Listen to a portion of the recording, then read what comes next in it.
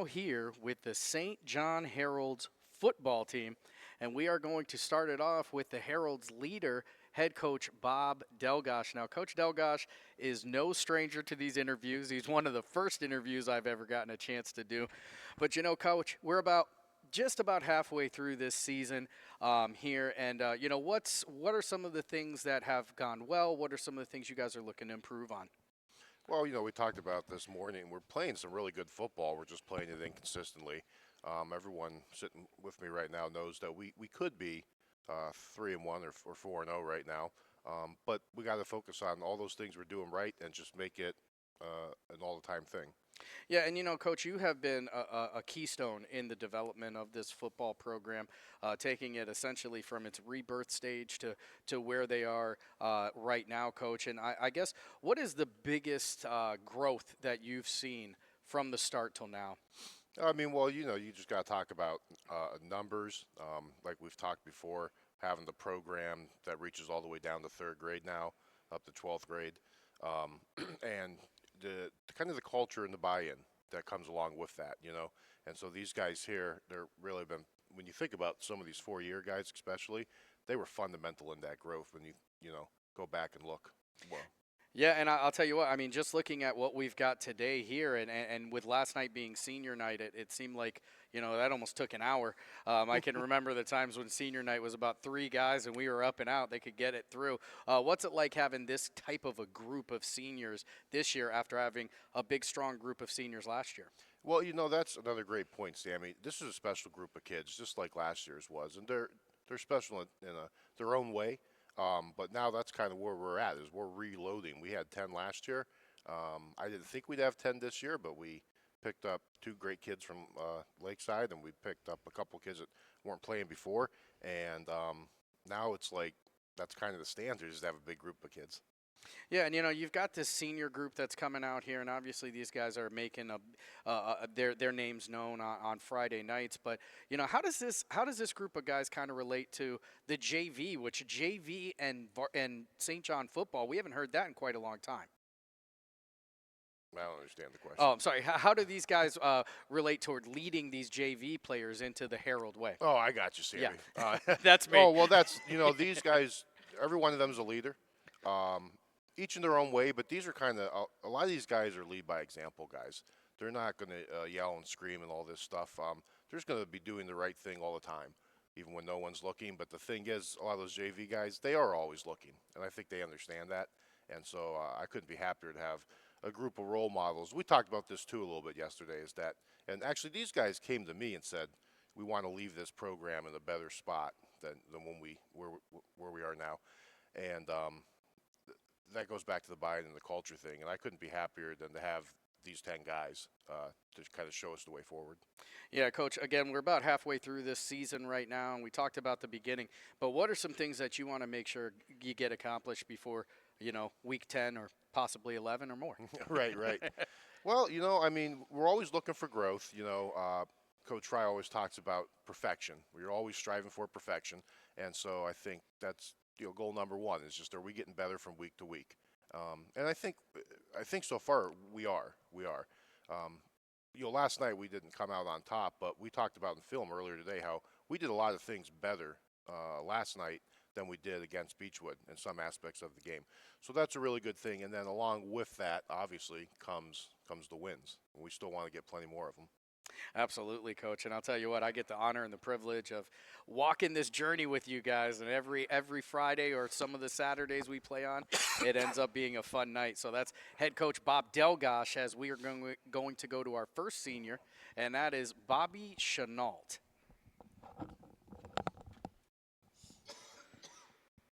All right, Bobby Chenault. So Bobby is a senior here at St. John. Bobby, how long have you been playing football? This is my 10th year. So 10 years of football is incredible.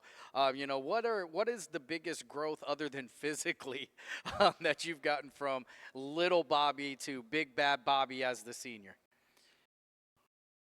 I think my aggressiveness has definitely I've grown a lot with that. When I was a little kid, I always was a little nervous to play, and then I think as times went on, I've been more comfortable just kind of like just hitting people, I guess. I guess that's my biggest growth is just being aggressive. Yeah, and you talk about that aggression, and we talk about the off season and things you do there. I understand you wrestle. Yeah. And how do you think that wrestling has kind of translated onto the football field? Uh, Definitely with my tackling. I don't think I tackle the way Coach Fry wants me to tackle. I got yelled at for that in film today, actually. But I don't tackle very high. I'm just kind of like a guy that likes to just grab legs and stuff. And sometimes it definitely costs me, but it definitely helps with in my personal opinion, tackling is, I think that helps a lot with. Yeah, so coming into this senior year, obviously your first year here at St. John, but you get to be called into a big role on this football team. What was that like for you, stepping into that role in a new environment? It was very nice. Coming here was definitely a big change for me, and everyone kind of welcomed me in very well. And being in that role where it's really kind of just blocking for Chase and letting him do his thing, it's pretty cool. It's really fun to be able to block with guys like Milo and Petch and stuff like that, and then let Chase make big plays. I definitely enjoy that very much. I'll tell you what, you're talking about the blocking portion, but we've gotten to see Ironhead Chenault run the ball a couple times this year and lower the boomstick. When it comes to football, which one do you enjoy more? Do you like being the hitter, or do you like hitting people? I definitely like hitting people. I like being able to make tackles. Plus, it also makes my dad happy when I make a good tackle, so I don't hear about it after. For the young guys out there who are just picking up football for the first time, whether it's flag, whether it's tackle, what are some words of advice you would have for the young guys who may be wearing this Herald jersey in the future? Have fun. Find love for it first, and then try and get better every day. I think just get 1% better every day. That's a motto I definitely live by, and I think that just try and get 1% better every day and love it. You still got half of the season of football left to go in this one. What are some things you want to make sure you get accomplished before you're done? I like to score one more time and make some more big plays, but definitely keep getting my blocks going. If we can get Chase going, then I think that the sky's the limit. And I think that, yeah, as long as my blocks are going good, I think that everything is going to fall into the right place offensively. I think that's a great answer. I think Coach Delgosh wants you to score more than one more time. But, that's a great answer. That's our senior, Bobby Chenault. And we move right along to another senior here in this Herald. And let's see if we can figure this cord situation out. And we did it. As we move on to Corey Davis. Corey Davis, a senior here at St. John High School. Corey, how long have you been playing football? I've been playing football for 3 years. So 3 years, you start in high school. So maybe a little bit later than some of the other guys, but you've definitely made a big difference as you've already become a huge part, especially on defense, for this team. What do you think is the biggest growth you've had from that first year until now? When I was a freshman, I really didn't understand football a lot, and my coaches have taught me a lot, and I also got more aggressive, like Bobby said. It took me a while to really get used to just hitting other people. But Coach Fry, they taught me a lot, and they showed me what I needed to do to get it done for us. What's your favorite part about playing football? Because we've seen you kind of break into the backfield and go full-on aggression, and we've seen you, help cover in the pass and that sort of thing. But what's your favorite part? The family. That's what it is to me. I love the practices, and I love everything about this. I just love playing with my friends, and that's what it's important to me, to be with a group that compliments me. And for a young person out there, whether they're in high school already or junior high, who feels like maybe they're starting football a little bit too late, what would you tell them?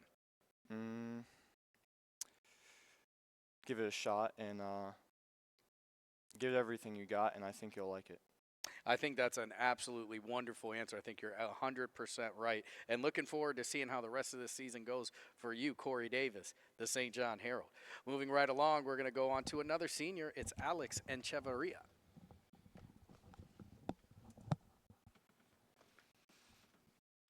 All right, Alex, how long have you been playing football? I've been playing since 8th grade. Not 8th grade, for 8 years. It's been quite a long time.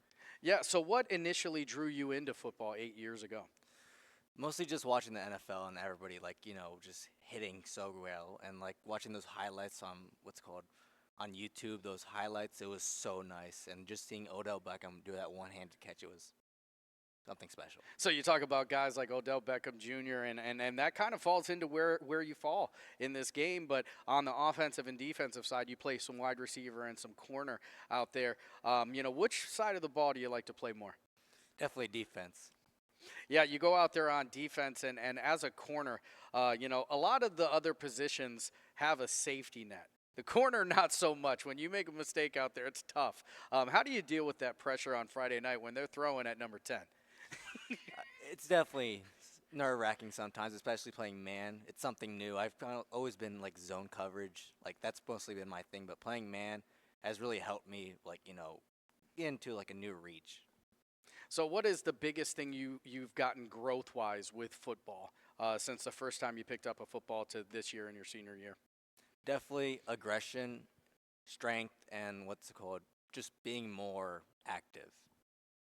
So, for the young guys out there who are picking up football for the first time, what would be your words of advice to them? Don't think so much. Just try to do listen to your coaches and just think about how to do it the best you can, but not think how you're going to fail. Just think about how you can succeed. Now, you're going to get the first curveball. All right, I'm going to give you the first extra question. But, through your football career, what is one of the things that sticks out to you the most that's your favorite? When they ask you, Alex, what's your favorite football moment? What would it be? Well, definitely watching Carter Beck, our freshman, catch a pick six in his first game starting at outside linebacker. It was such an exciting moment for him. Yeah, I'll tell you what, that was a big moment for me too. I'm still trying to get my voice back from that one. Excellent job, but you guys still have half a season plus some more hopefully left here. What is something you want to get accomplished before you're done with football? Definitely a pick six or a touchdown at least, because I have not scored one at all. I'll tell you what, we're looking forward to that one too, Alex, and we'll see how that one goes out for you. We'll move on to our next senior, Dalton Nellis. All right. Dalton, how long have you been playing football? I've been playing 5 years. So 5 years, and what initially brought you into football? Well, I came to St. John's in 7th grade, and I wasn't big into, football or anything. I was a wrestler all through my elementary school years. And when I shadowed for St. John's, Coach Delgosh asked me if I was going to play football for high school. That's back when they didn't have a middle school program. Mm-hmm. And they started up my 8th grade year, and everybody started asking me if I was going to play football, so I decided to. Well, I'll tell you what, if you're a wrestler, then, yeah, I can understand why Coach Delgosh zoned right in on you. I talked a little bit about this with Bobby, and I'll bring it back to you as well. How do you think the wrestling has translated to football? So I've always wrestled heavyweight for my whole life. So when I get up into, the line of scrimmage and everything as a lineman, it definitely helps, when we do hip tosses and mat returns in wrestling, it helps getting our hips under for blocking and pushing them downfield. So what is your favorite part about football? It's probably got to be being the pulling guard. I like pulling down the line of scrimmage and cracking somebody in the head. For the young guy out there who's either wrestling or playing football, maybe he's the super heavyweight. You know how it is to be the heavyweight when you're the young guy. What would you tell him with regards to football? I'd say when everyone's making comments about how big you are and everything, don't take that to heart. It's going to help you in a lot of ways when you're older. When you're playing football, wrestling, that weight will help because mass moves mass. That's exactly it, my friend, right there. We still got half a season, hopefully more, left here with this senior year for you. What are some things you're looking to get done? I'd really like to upgrade my run game for when we're doing run blocking. I'd like to be able to get downfield a little bit better with some of these bigger guys. Like this weekend when we had 75, it was kind of hard. I'd like to be able to get under them a little bit better and push them back further. I'll tell you what, we love the goals that are direct and individual, and that's exactly what you've got. We'll be looking forward to watching you for the rest of the year, Dalton. All right, we're going to move right along here to senior Anthony Severino. All right, Anthony, how long have you been playing football? I've been playing since my 8th grade year. So 8th grade year, and Anthony, I've heard through the grapevine that you play some other sports too. How do you think some of those other sports have helped you here on the football field? Mainly just that athleticism part.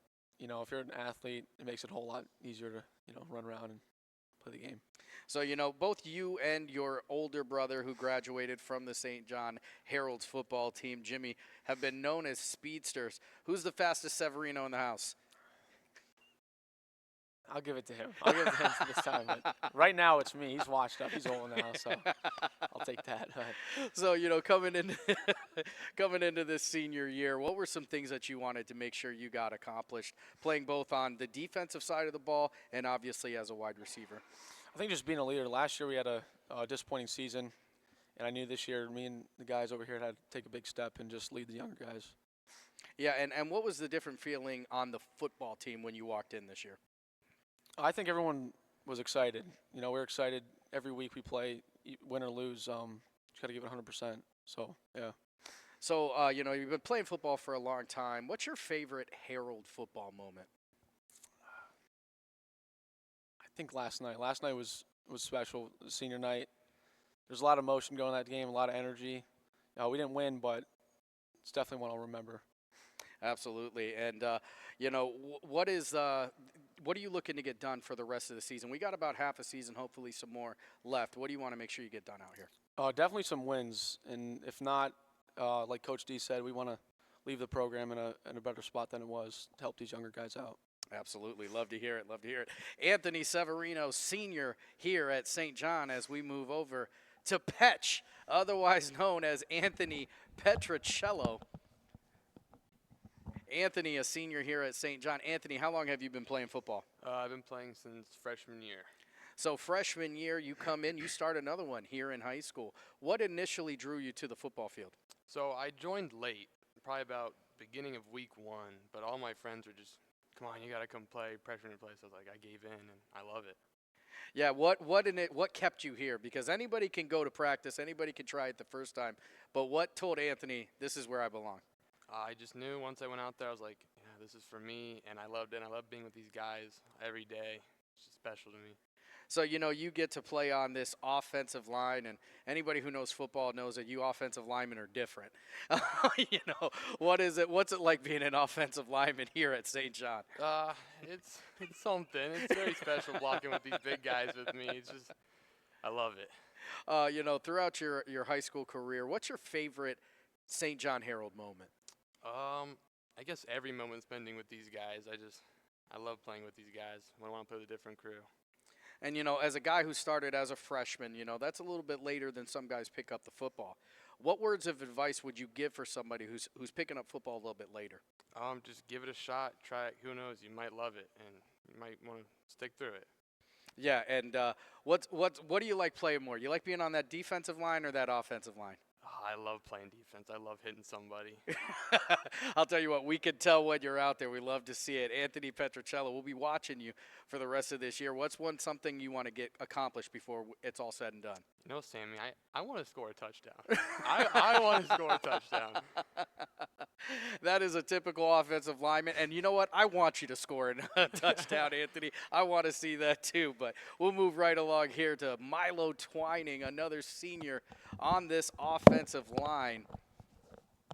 All right, Milo, so you come into your senior year. How many years have you been playing football? 5 years. So 5 years of football. What initially drew you in? Well, my 8th grade year, I wasn't going to play football, but then John Timonier kept on texting me, telling me to come out there. I would be the biggest guy out there, the strongest, so I just gave in. I came out. So, you look at Milo Twining as an 8th grader, and you look at Milo Twining as this senior, and they look like two different guys. What were some things that you focused on? Just getting in the weight room every day, getting bigger, moving more weight, eating more, because you got to eat big to get big. You know that. But that's it, really. Yeah, so, you gain the mass. You've had some linemen that you've worked with in the past and got to learn from. What are some of the lessons you've taken from them?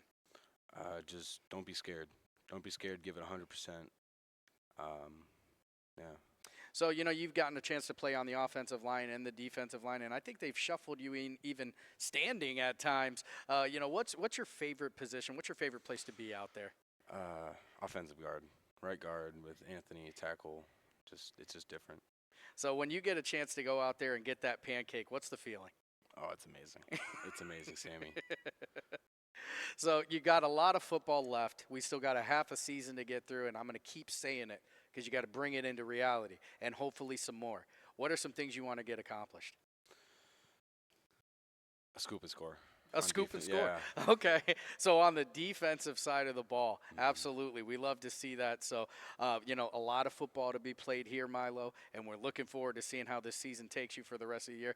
We'll be right back here as we go over to McCade Kanicki.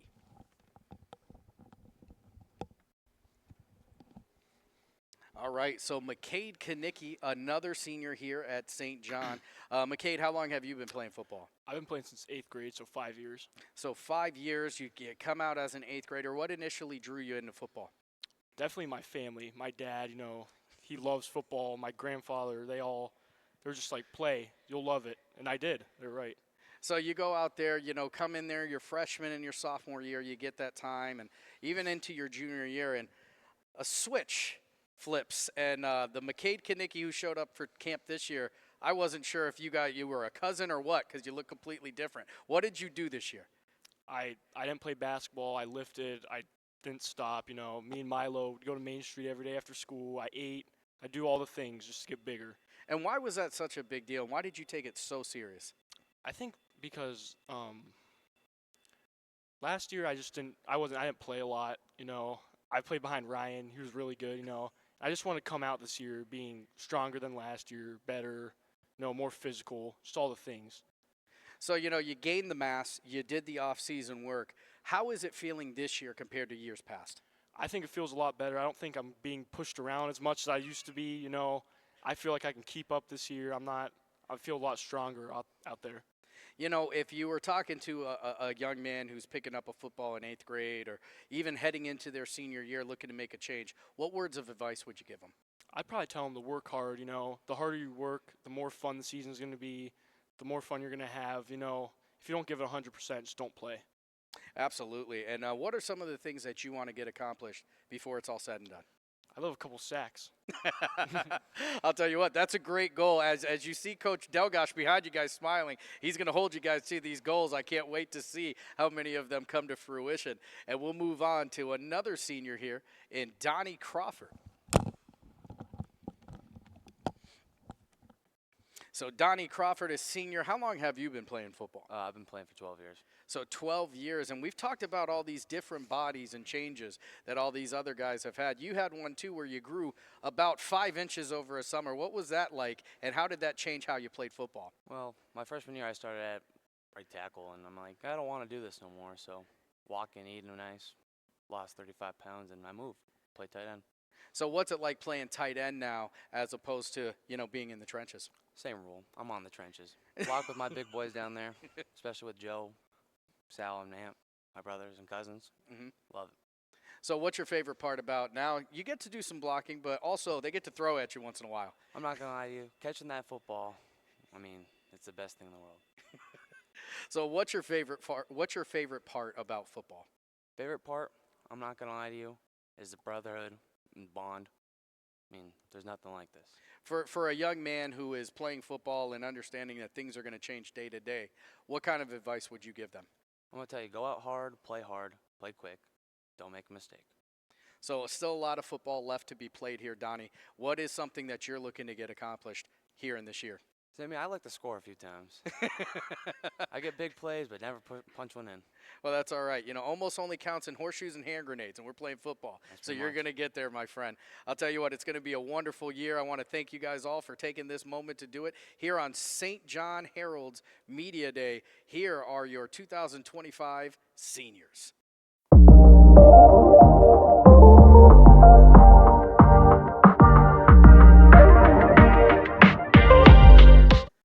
All right, we are here with the 2025 Fall Football Cheerleaders, and we are going to start off with the head coach, Jessica Torres. Jessica, how long have you been a coach? I have been coaching for 5 years. So you've been coaching for 5 years. How long have you been the head coach here at St. John? This is my first year as a varsity head coach. So prior to that, you did some junior high cheering. Yes. I would say, what is the biggest difference this year coaching the varsity high schoolers as opposed to coaching the junior high? There's actually many differences. The girls are much more mature, I'd say. You know, it's different in the age range. The schedule is more demanding. And I think we practice a lot more than I did in the junior high level. We had one game on a Wednesday, and it was very quick. And now I have games on Friday nights, but there's a lot more people that come to your high school football games versus your junior high football games. Yeah, and what were some of the things that obviously you are doing new this year, and what are some of the things that you carried right over? So, a couple things we did new this year. I scheduled summer stunt classes with my girls to get them prepared for stunting on the sidelines, and we learned a lot of new skills there. We did a summer cheer camp, which we do every year, and I hired a company outside of the county, and that was a 3-day camp, and we learned 2 dance routines, new stunt techniques at that as well. And everything's pretty well the same as far as how I coach. I make sure that the girls all get along. If I have any problems, we do team bonding, that kind of stuff. And you know, you talk about team bonding. What are some of the things you do for team bonding? So I haven't had to do too much this year. So we haven't had too much issues, which is good. However, my previous years of coaching, I've had the girls like all sit in a circle, and we all had to say something nice about one another. You know, make them feel good, and show that they do care about that person. Everyone has bad days, so they say things that they might not mean. So I want to make sure that they know that they're actually cared about. What's your biggest goal that you want to make sure you get accomplished with this squad here in your first year? Consistency, I'd say. I make sure that the girls look nice and, neat on the sidelines. And I really want to expand with stunts. The girls love it, and I love that they love it. And we've brought a lot of new stunts to the school this year. And I would really love to start like an alumni night for like alumni cheerleaders to come back and have a night with the girls now. I think that'd be awesome. And last night it was senior night, and I flew all of my seniors for the first time. So that's something new that I would like to bring as well. What is the biggest goal you want to get accomplished this year, going in for the rest of the year? I don't know. That's all right. I mean, making sure the girls have fun, I guess that's Yes, probably fun, the for biggest sure. thing, right? All right, well, that's head coach, first year, Jessica Torres, and we're going to Thank move you. on to senior Sydney Farr. All right, Sydney Farr, who is a senior here at St. John. Sydney, how long have you been cheering? I've been cheering since my sophomore year. So since your sophomore year, you've been a cheerleader. What is the biggest thing that you've grown into here as a senior with cheer? I think definitely my leadership role. I've become more confident and become more of a leader in guiding the girls on our team with being the captain this year and being the top grade and no one being older than me to lead me. I've kind of taken over that leadership role as my former seniors did. So, what is your favorite part about cheerleading? Definitely just having that relationship we have with the teammate, with all of our team, all the girls. It's definitely like a family, and it feels like a home. It's really great to have that bond with a group of girls like that. So, we talked about earlier with the coach, but all the seniors got a chance to fly on senior night. What was that like for you? As we talked prior to this, you hadn't had a chance to fly before. This was my first time flying. It was a lot of fun. I was really nervous. During practice, I did not get up very well, and I was really nervous about falling in front of all those people. But once it got to it, I got right up, and it was really fun and really cool to be able to see what the flyers see. What would you tell the youth out there that want to get involved in cheering? I would say do it and really be confident. Don't be nervous. Cheer's more than just being flexible and being able to tumble. It's having that energy and that spark of having fun and just having a nice smile, and having being hardworking. And for the rest of the season, we're about halfway through here in this senior year. There's some things that people want to get accomplished before they get done with their final football season, whether that's having fun, nailing a stunt, doing something in particular. What's the one thing you want to get done? I would say definitely improving my jumps. I'm not the strongest jumper, I won't lie, but I feel like improving my flexibility in my jumps and jumping higher and maybe look better when I jump. I'll tell you what, it's all about practice, and that's what makes it perfect. So that's our senior here, Sydney Farr, as we move on to Ava Knowlton. So Ava Knowlton stands with us, and you are a junior. Ava, how long have you been cheering? I've been cheering since my 8th grade year. So since your 8th grade year, coming into this 11th grade year, what is the biggest thing you think you've improved on from that first time you cheered till this year? I think I've most improved on my leadership role. Coming into 8th grade basketball season, not having ever cheered before, I was really shy and nervous. And I think cheer has really helped me blossom and come out of my shell a little bit and take on a more leadership role. What do you think as a cheerleader is one of the more surprising things people would find out about cheer? That we work very hard. A lot of people say that cheerleaders kind of have the easy job, but we have practices for 2 hours, maybe longer, and we hit stunts and we do lots of stuff that we work very hard to achieve and put on performances. So what is your favorite part of cheer? Is it the cheering portion? Is it the dancing portion? Is it the stunt portion? I like the cheering on the sideline portion. I like being with the girls. They really bring up who I am as a person, being with them and cheering together on the sidelines with them. So what is going to be your favorite cheer memory? And I forgot to ask Sydney, so she gets off the hook on that one. What is going to be your favorite cheer moment so far? My favorite cheer memory was my first game as a varsity football cheerleader my freshman year. I was, once again, really nervous, but after the first quarter, I really just came out of my shell and was really excited to be there, and it was just a wonderful experience. So what are you looking to get accomplished here in this by the end of this junior year, whether that's just making sure you have some more fun out there or strengthening yourself in another portion of cheer? I think that I would like to improve my flexibility and my jumps and my kicks, making them look sharper and neater, and also just having fun out there, not being nervous, not being just scared to do anything and just go for it. We love to hear it. That's what we love to see from our cheerleaders right here at St. John. That's Ava Knowlton, the junior, and now we'll move over to senior Victoria Valentic. All right, Victoria. So Victoria is a senior here at St. John. Victoria, how long have you been cheering? I've been cheering since my sophomore year.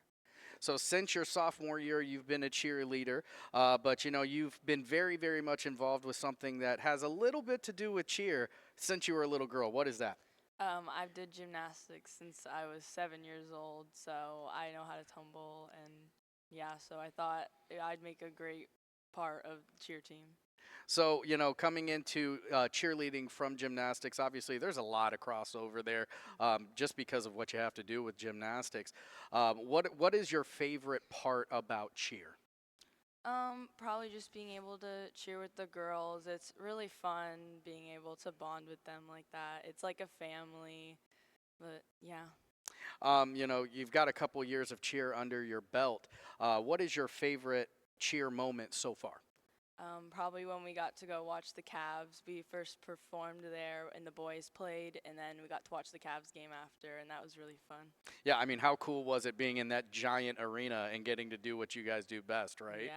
Yeah. What are some things you're looking to get accomplished either now or in the future? I'm not a flyer usually, but I want to work more on flying because I really enjoy it. And I feel like I could use some of my gymnastic skills in the air, so I want to try and do some of that. Yeah, I mean, no worry there. If you're a good tumbler, I'm sure you can fly there a little bit. What would you tell any of the youth that wants to get involved in cheer about cheerleading? I would say don't worry about what other people think, and just go for it. Practice. Anyone could get on the team if you work hard enough. You love to hear it. That's our senior Victoria Valentic, and we move from Victoria to another senior in Bianca Rivera.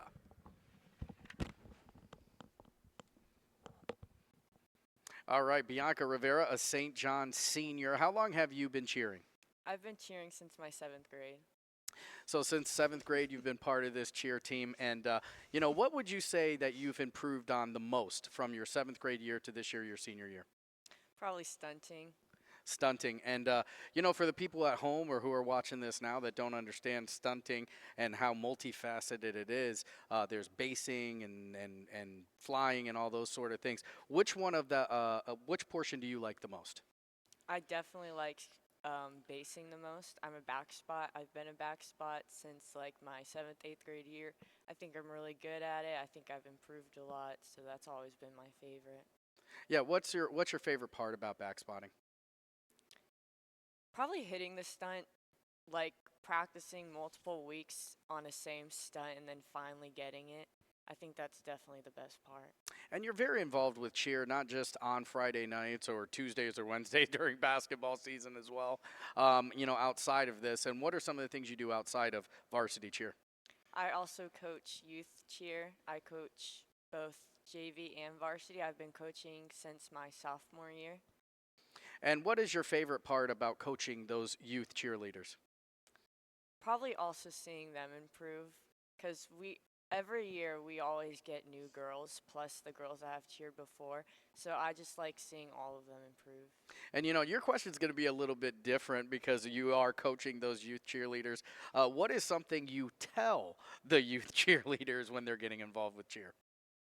I tell them that it might seem easy, or to some it might seem hard. But once you get into it, it's like smooth sailing, because Sydney also coaches, so she's like always helped me with that too. So I feel like with both of us, we teach them good, we teach them right, they learn fast. Yeah, and you're building programs for the future. That's what we want to see over here, right? So that's an excellent, excellent interview there with our senior Bianca Rivera. And this is your 2025 St. John cheerleading interview for this media day.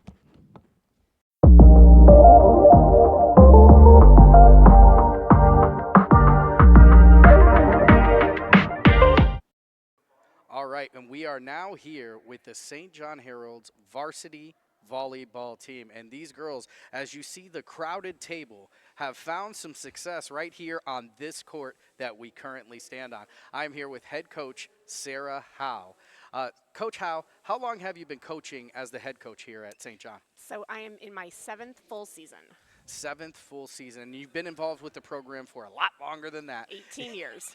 18 years. And, you've gotten to see this program in its highs, its lows, and the midways. A lot of participation. You've got great girls coming out to play. What are some of the things that you've seen change over the years when it comes to development in this program? I mean, I really think just the growth of the program in general. We have had years in the past where we only had 11 girls total on JV varsity and really didn't field a JV team. The last couple years we've had to make cuts, which is really hard as a coach to do, but it just shows what the growth of the program has done. And then just the development of like the club program in the area has really helped develop players, in the off season as well. Yeah, and you talk about the off season and club volleyball and those sort of things. And how much of a difference does that actually make? I think people kind of underestimate it. Yeah, 100%. I mean, these girls are playing volleyball all year round now. So we kind of had to wait a little bit to kind of get into our season because, Alexa and Emma were playing down in AAU Nationals, in June. And but it's just the constant, being able to touch a volleyball, and there's not that downtime. So they're developing with each other. I've been very lucky that, over the last couple of years, my 3 key players have all played together, so they develop a camaraderie and a rapport and just kind of know where each other are on the court at all times. So, this is the 4th year in the NAC and the 3rd year that St. John has reigned supreme straight, and we'll find out about this 4th year. What does it mean kind of being in a conference? I know obviously you got to coach where lots of success but no trophies to back it. Yeah. So, I grew up in, I played volleyball in Ashtabula, in the 90s, and we had the NEC, and so it was always great to have the NEC chants and things like that and playing your crosstown rivals. Being part of a conference, and I stressed strongly to them when we got into a conference how important that was. When you walk into a gym, that we've owned this conference now for 3 years, and I will absolutely brag about that. We have not dropped a set in this conference in 3 years. When we're walking in, it's this is St. John Volleyball. This is who we are. If you want to beat us, you're going to have to bring your best game. And, you talk about the fact that, how incredible it is to truly just not even drop a set, but run in this conference for the last couple years, but still preparing you for this tournament run. How would you describe the NAC conference? I think it's easy for people to think, oh, it's easy, but I don't think you guys have been given a single point. It's really not easy. And I think teams come out and play their best when they face us because they want to beat big St. John. We tell girls all the time, I said, you can't just let this team walk all over you. You can't just, it's not just a gimme game. You have to go out and play St. John volleyball. And, they just do a fabulous job, night after night of proving what they can do. So what are some things that, we're kind of midway through the season. As you're getting prepped to go, through the conference and lock those things up and prep for sectionals, what are some things that you're, as the head coach, trying to make sure that these girls are getting accomplished? Yeah, so our big thing, and I say it every year, is, St. John's bread and butter is serve and serve receive. So we are just focusing on our serve, getting our serve percentage up, making sure that we're, serve receiving, getting our passes up to our setters. Some things that we're going to be working on, going forward is, our blocking coverage, and, helping our setters get the ball to our hitters, in an effective way as well. And, Ashtabula County as a whole, we talk about the NAC, but Ashtabula County as a whole, there's some really, really good volleyball out here. What does it mean for the smallest school to go out there and compete with the big dogs? Yeah, so we love playing our crosstown rival Edgewood. We came up short, early this year. That was a tough opening match to have to open the season up with, but I think they had a little redemption from last year.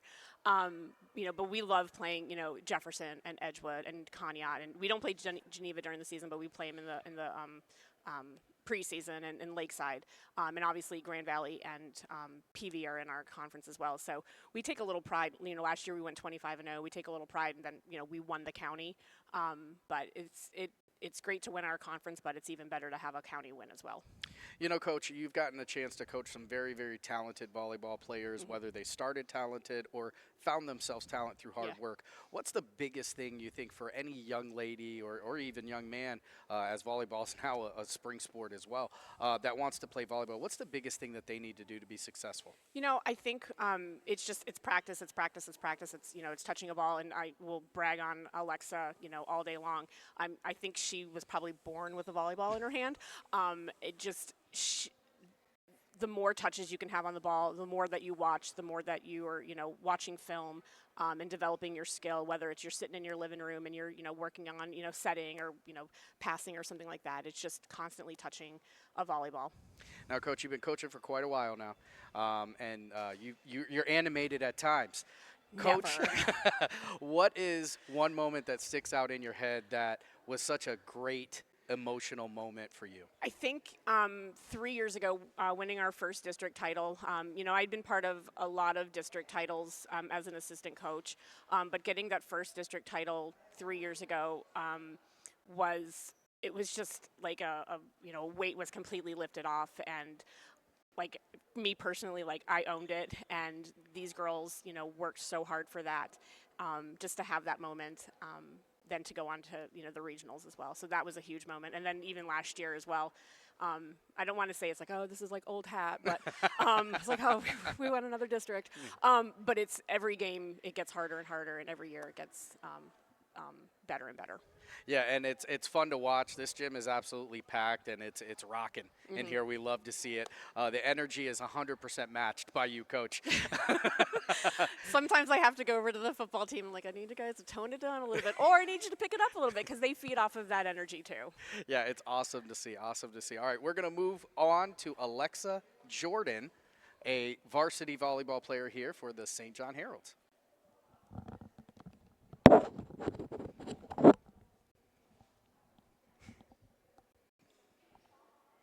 All right, Alexa, you should be able to hear me now. Yes.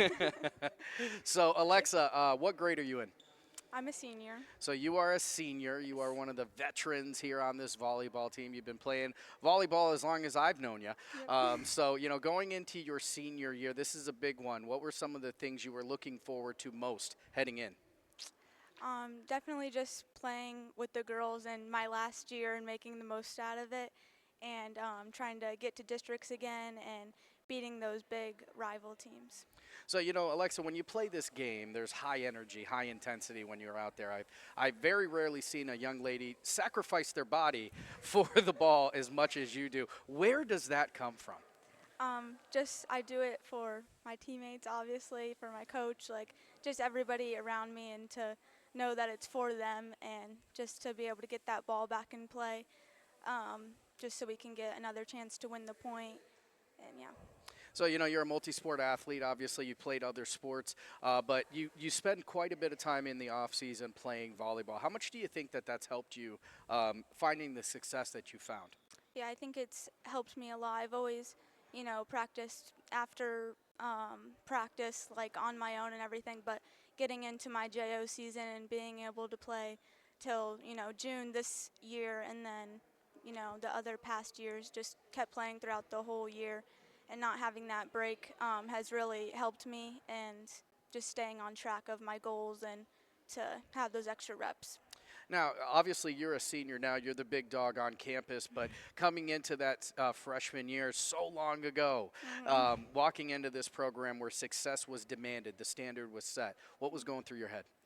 I knew that I had to show what I could do, and I had to work really hard, because obviously they have a great legacy, before I walked in, and so I just had to really prove what I could do and fit in with the girls, and they all welcomed me on the team very well, and yeah.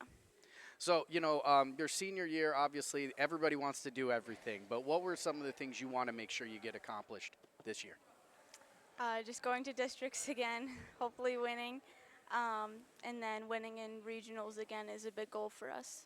So to the young person out there who is interested in volleyball, and this is not an easy sport. This is a very difficult sport at times. What would you tell them as they're first picking up a volleyball? Just to always try to believe in yourself, even though if it can get, hard sometimes. Just work hard, put everything you have into it. Even if you have, 50% that day, then you put all 50% that you have, and to never back down and just keep fighting. What is your favorite part so far? We still got a lot of season to go, but what's your favorite part so far as a Herald volleyball player? Definitely winning the districts my freshman year. There's a lot of tears, a lot of hard work, and that was a great moment to experience, especially as a freshman. And I'll always be thankful for the opportunity that I got to show what I could do and to be able to help my team win that. Yeah, it's definitely fun watching you play. We love the energy. We love it. Keep it up. We'll I think they're called digs. We'll keep enjoying all of those things, and we'll be keeping our eye on you. Okay, Alexa? Okay, thank you. You're welcome. All right, we're going to move on to Marissa Ariada Williams.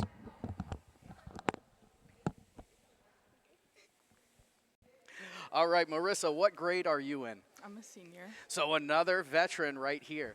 So this is the final year here for high school volleyball. How long have you been playing volleyball? I've been playing volleyball since middle school, but for high school, all 4 years. So 4 years. I'll ask you the same thing. Coming into this senior year, it's a big year, right? There's some things you want to get done, some things you wanted to improve on. God knows you've done a lot right. But what was some of the things you focused on heading into this year? With the opportunity to play club this year, I really focused on my blocking and gaining more confidence on the court. So when you talk about the blocking, what is part of blocking that people kind of overlook? I think everybody assumes just because you're tall you can block it, but I think there's a lot more to it. It's the timing, watching the setters, where the ball is going, and just making sure you're on time. Yeah, so you play a big part of keeping the points off the board, really, in that blocking. But what's your favorite part about volleyball? I would say on the offensive side. Do you like to spike? Do you like to set? What do you like to do? I like to hit. So, is there any hit that you could think of in this illustrious career that you've got that sticks out in your head? I mean, they all. That's what I wanted to hear, all of them. Anytime it hit the ground, right? That's the one that matters. Coming into this program, as I asked Alexa, this is a St. John Herald's program where volleyball is life and success is expected. What were some things all the way back that freshman year you were thinking when you started playing high school volleyball? It was definitely a challenge, like pushing myself to like be better, and like I don't know, like the attitude that comes with volleyball. Like you always need to be in high energy and like staying positive within yourself. What are some of the things you did to prepare for this year? I've worked on my confidence a lot, and the cohesiveness that like all of us have on varsity. Like it's great. So for the young people out there that want to play volleyball out there, what are some words of encouragement that you would give them? Stay positive, gain that confidence, and play your game. What's the best way you found to gain your confidence? Through my teammates, they encourage me. Katie's always jumping off the bench for me. Like Alexa gets a really good pass, a really good dig, and then I get to hit the ball. Like it's amazing. You love to see it. Now, what are some things you want to make sure you get accomplished before you get your diploma? For volleyball, like I want to win. We want to win the NAC. We want to win districts. Like we want to go far. We still have high expectations for ourselves. So. Well, we're going to be watching, and we've got high expectations too. That's the thing that comes with success, right? All right, Marissa Arietta Williams. We're going to move on to Katie Carney.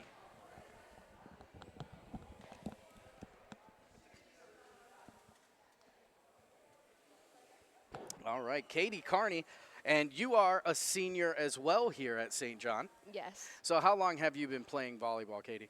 I've been playing volleyball since I was little, like kindergarten, but all 4 years of high school.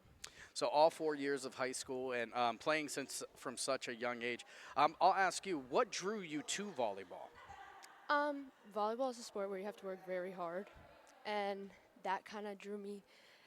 I love to work hard. I love to put my full effort into everything, and volleyball is a way that I can express myself and kind of just be high energy and high intensity all the time.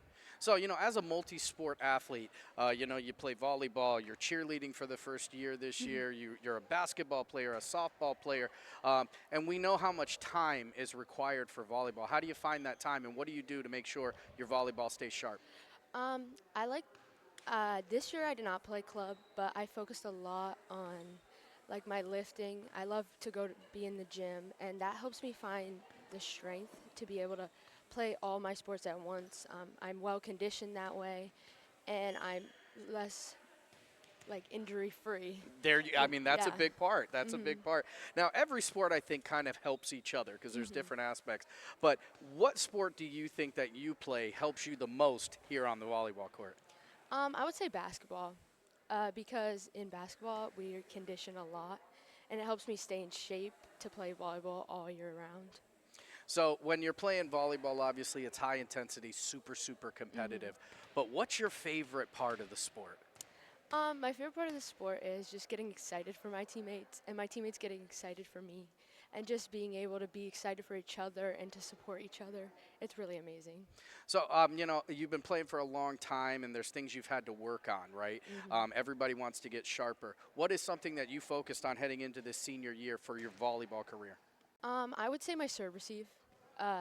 Last year and the years previous, I was never in serve receive, but this year I had to be, so I knew that I had to focus and kind of complete that task for my team. What's the hardest thing you've had to overcome with volleyball? I would say the position change. In middle school and my first year of club, freshman year, I was always a setter. I did not play any defense, any back row. But coming into my sophomore year, I knew I needed to make a change because we had so many setters on the team, and we had such a great setter, Lizzie. So I knew that I needed to make a position change to be able to play and be on the court all the time. So I decided to become a DS, and it was hard. It was really hard. I've had tough days, even worse days, but I've persevered through it. So what was a moment during this position change and developing, I'll call it a new skill set really, what was a point where you're like, you know what, I can do this?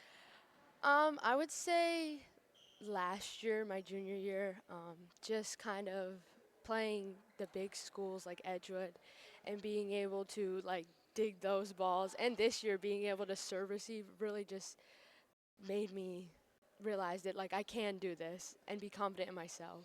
What is your favorite moment as a St. John volleyball player? My favorite moment. I would say beating Edgewood last year. I cried. Everybody cried. It was just it felt so rewarding. Like, we truly did it. What would you tell a young person who wants to get involved in volleyball and knows nothing about it? I would say volleyball is a hard sport, but as long as you're willing to work hard, then you can do it. You just have to be confident in yourself. And what do you want to make sure you get accomplished this year? I'd say winning the NAC and winning districts for us seniors, because it was rewarding last year, and I think we can do it this year. A little bit more ownership when you're the big dogs. Yeah. All right, that's Katie Carney. We're going to move on to Lily Mather.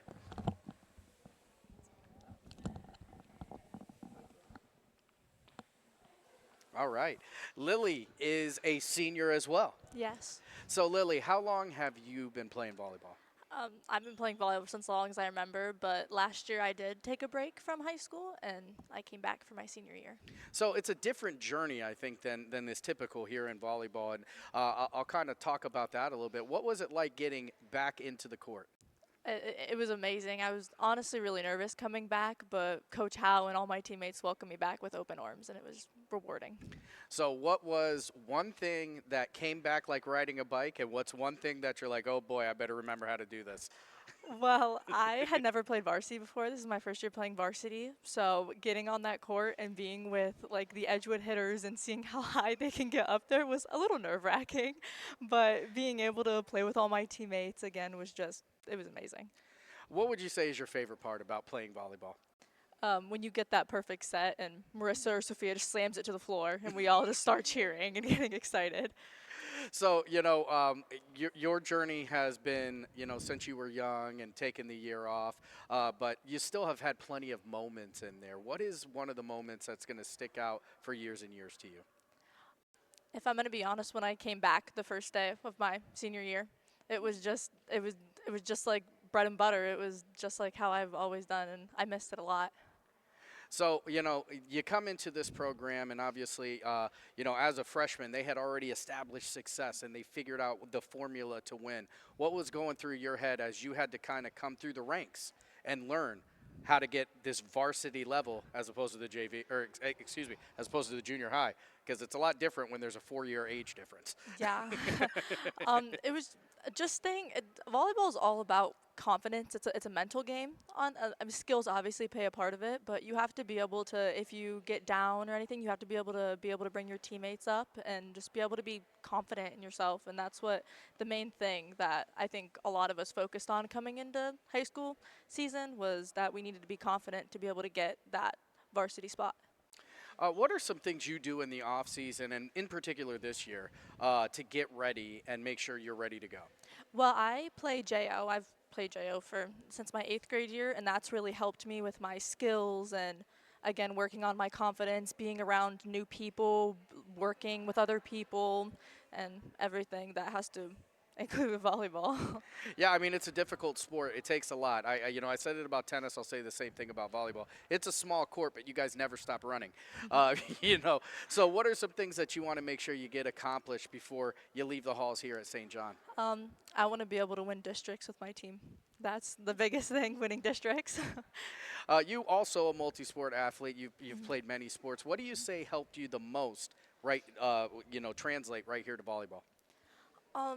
Honestly, it's not really about the sport. It's about the people that you go in it with. And the fact that we've all been together, half of us been together since kindergarten, just having that friendship just makes the transition so much easier. Yeah, I'll tell you what, trust plays a big time part in this sport. So it's going to be fun to watch you guys go out there. I mean, 3 years running. Can you guys make it forward? We're going to find out here in just a couple weeks. But that's going to do it for this segment right here with the St. John Herald's volleyball team.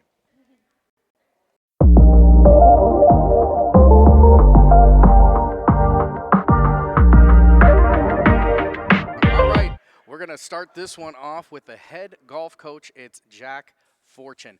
Coach, this is how many years as the head coach here at St. John? This is my 4th season starting.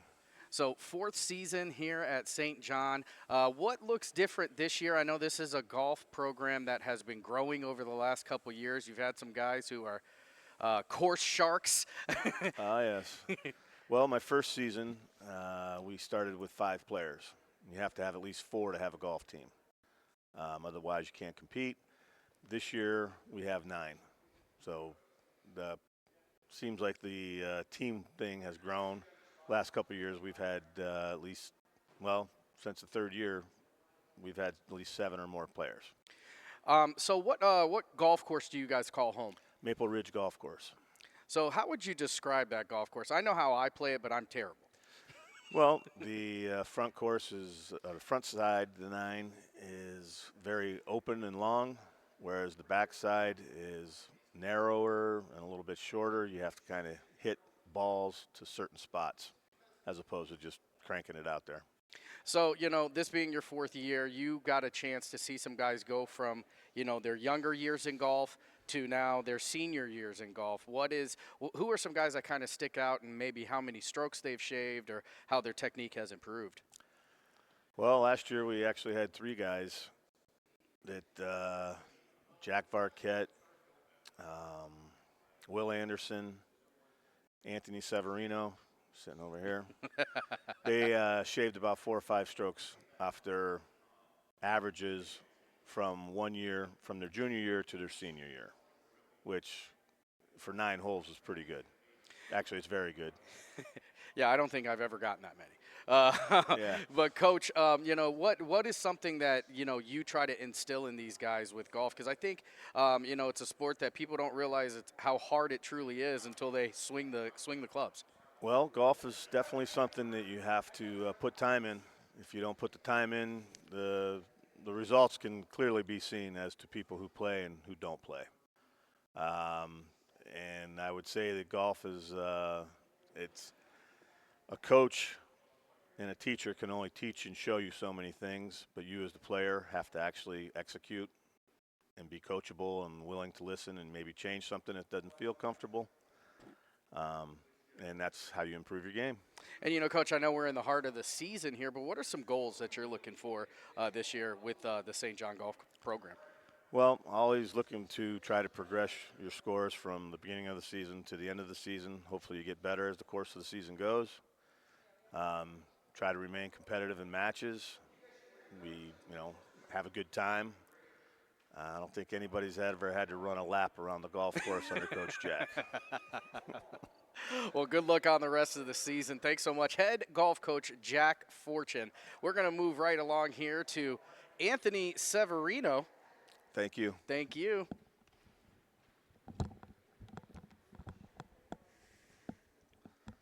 All right, Anthony. Anthony, you are no stranger to this programming or the interviews. But first I got to ask, how did you get into golf? I got into golf when I was a freshman and my brother was a senior. During football practice, we talked with our buddies, hey, you want to go play golf? And we got a bunch of guys together, and after 2 days, we'd go play golf every day. And then that was like most of the summer, and then the next year I decided to play golf. My buddy Will played, and we both played football, so it was a lot of fun. We love playing together, and I'm glad I did it. Yeah, so I got to ask you. You're talking about your brother Jimmy Severino, who's also a recent grad. Who's the better golfer? Me. If you ask him, he'll say him, but it's me. So you picked up golf a little bit later into your high school career. What was one of the things that you had to kind of learn, and what's the biggest thing you've learned so far? Definitely just like soft hands and your touch, because I'm a baseball player, so you just swing hard, but that's nothing like it. So just touch around the greens and chipping is the main one. So yeah. So, being a multi-sport athlete, obviously playing on the football field and then getting a chance to go on the course, you really get to represent the St. John Heralds in a fantastic way. What does that mean to you? I love it. I mean, you come play football on Fridays or Saturdays, and then play golf during the week, and it's awesome. I love it. What kind of advice would you give out to any of the young heralds out there watching who maybe want to give golf a try? I'd say do it. If you have just the slightest chance to do it, do it. Play as many sports as you can in high school. You only have 4 years, and yeah. So what are the big-time matchups that you're looking forward to right here in the county on the golf course? We're looking to Monday this week. We have the NAC tournament. Hopefully we'll do well. You know, we're really excited for that one. Yeah, because you guys have found some success over the past couple of years, with you in particular being able to go out there, I guess, slice up the greens, we'll call it. Yeah. So what can we look forward to when Anthony Severino – see, you almost got me. I almost called you Jimmy. When Anthony Severino heads over to the golf course, what can we look for? Can we look for a sharpshooter or a guy with a soft touch? Hopefully a little bit of both. You know, I want to go after some greens and lay up here and there, but we're going for some pins and shooting low scores. You know, when you've got some younger guys who are joining the program this year, and even though you started a little bit later, I'm sure they look to you for leadership. What are some of the things you tell those guys? Yeah, I just tell them to, you know, relax and take it easy. You know, they put a lot of pressure on themselves, and they take it very serious, which is important. But, you know, if you're not having your best day, just take it easy, chill out. It's not the end of the world. There you go. All right, that is Anthony Severino and head coach of St. John Golf, Jack Fortune. Thanks so much, guys. Thank you.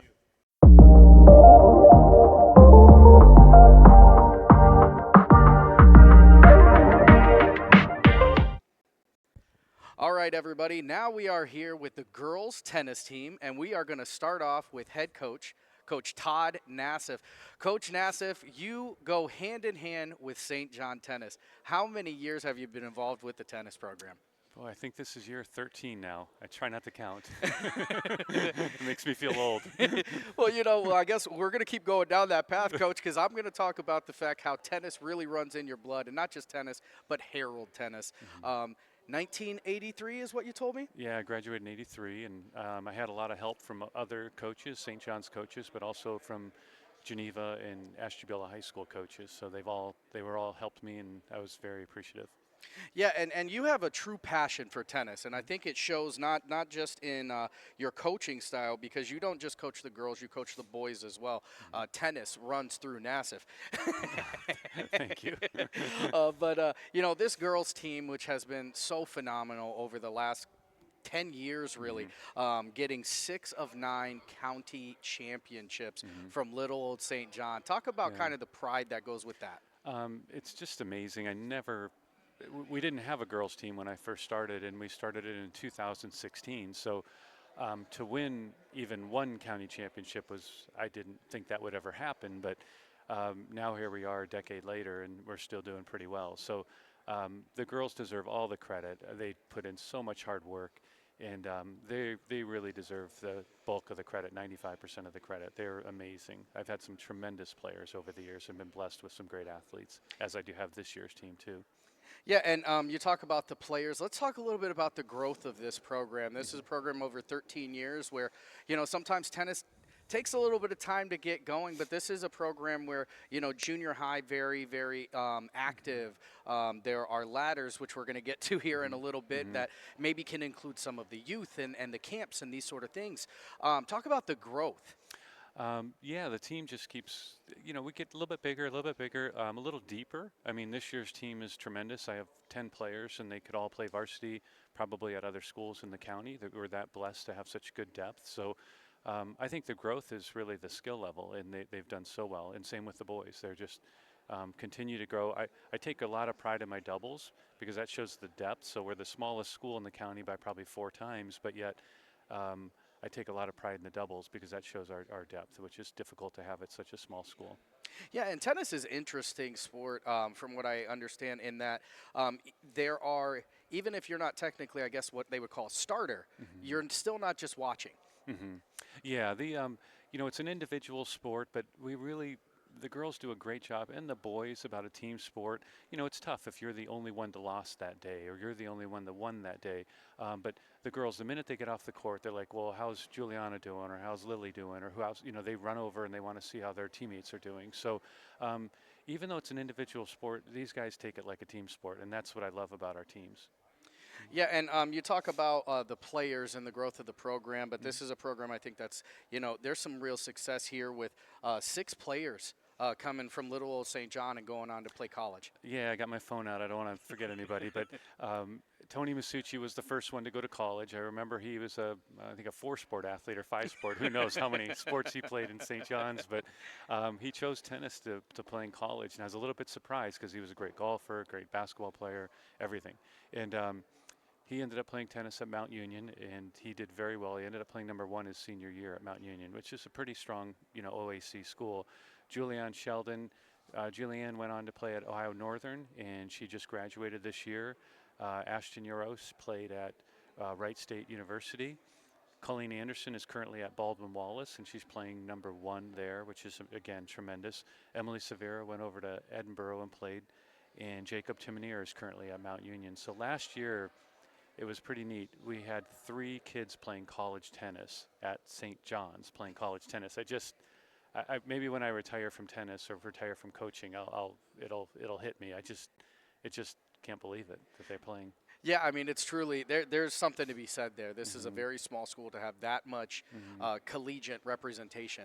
But, it's a development, and there's a long development in here, and tennis is a growing sport more and more every year. And one of the ways that it's growing is the ladder that I've heard so much about. But I want to hear from you. What is the ladder about? Well, it's funny. When I first started, my first year, the school was so small. I think there was 8 kids in the senior class, and I asked the kids, do you play in the summer? And like, when's the last time you played? They go, well, our last match. And this was in the spring, and the last match they played was in the spring for their matches. So I'm like, well, that can't happen. And I was at the dealership at the time, so I created this ladder, and it was online, and they would challenge each other. And we played I think we played 166 matches the first 2 years, all the kids in all the county. And I included all the county because of my experience with Bob Walters at Ashtabula High School and how he took me under his wing. And then Bob Cater from Geneva deserves the bulk of the credit. He hit with me all the time. And then obviously Coach Bradshaw later in life, where he helped me with my coaching skills. So I had a lot of help from outside, and I felt like I need to do something to help the kids from all over the county, as opposed to just keeping it St. John's only. I wanted to help everyone, not just our school. So, so it started out that way, and then we ended up, I think we're over 1,000 matches a year pretty much the last 2 years.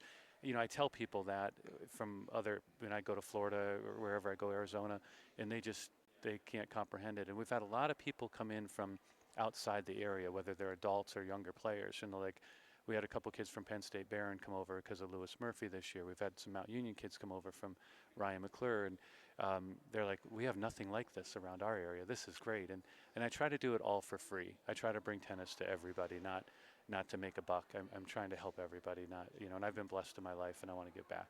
That's fantastic, Coach. And then the final question I'm going to ask is, for the people who aren't familiar with tennis, there's singles, there are doubles. What goes into determining who's your singles player, who's your doubles player? Well, we have challenge matches at the beginning of the year, and it takes quite a bit of what we do. It doesn't necessarily go by the letter of the law. I tell them I get 51% of the vote, and 49% is the challenges. But it kind of worked out really well this year. Everybody kind of lined up the way I thought it might, and then in doubles, I try to put friends together, because I think it's very important. When you're losing a match, you need your friend to pick you up. When you're you really need that cohesion and that cohesiveness to pick each other up and play better. And I've been very lucky. Again, the kids are just wonderful. I mean, anybody could coach this team. They're just a great group of kids. I shouldn't. The other thing too, you talked about development, and I'd be remiss not to talk about my assistant coaches. And Kayla Johnston, she gives lessons in the summer to the kids, and she works so hard, and she deserves a huge part of the credit. And Coach Janet Yeagley, she helps me with the doubles teams, and she's out there every day until she gets to go to Florida, which she just left on me, so that's a shame. But she does a great job with the kids. And then Coach Allen has just started this year with the middle school team, and he's doing a great job too. So those 3 really are wonderful assistant coaches, and again, they deserve a ton of credit. Coach, what are some things you guys are trying to get accomplished before sectionals, which are going to be here before you know it? Well, I try to make these kids the best versions of themselves. I try not to put too much pressure on them, and go out there and do your absolute best. Sometimes you can't control winning and losing. If you play somebody from Hawken or Orange and they just play every day, 365 days a year, hats off, congratulations. You guys are just really better than us. But I just want them to put their best foot forward, whether it's we win one round at sectionals, whether we go to districts, whether we actually got some kids to state with Jimmy Severino and Jacob Timonier. If it ends up in there, that's where it ends up. But as far as expectations or whatever, I just want them to do their best, and where we land is where we land. So I will get them ready. I will do the very best that I can. I always give 100% in practice, as they give me back 100%. And I think we have a pretty good group of kids here. So we'll see where this postseason leads us. Yeah, can't wait to see where this one goes, Coach. All right, we are going to talk to our first girls tennis player, and that's going to be Lily Agenbaugh.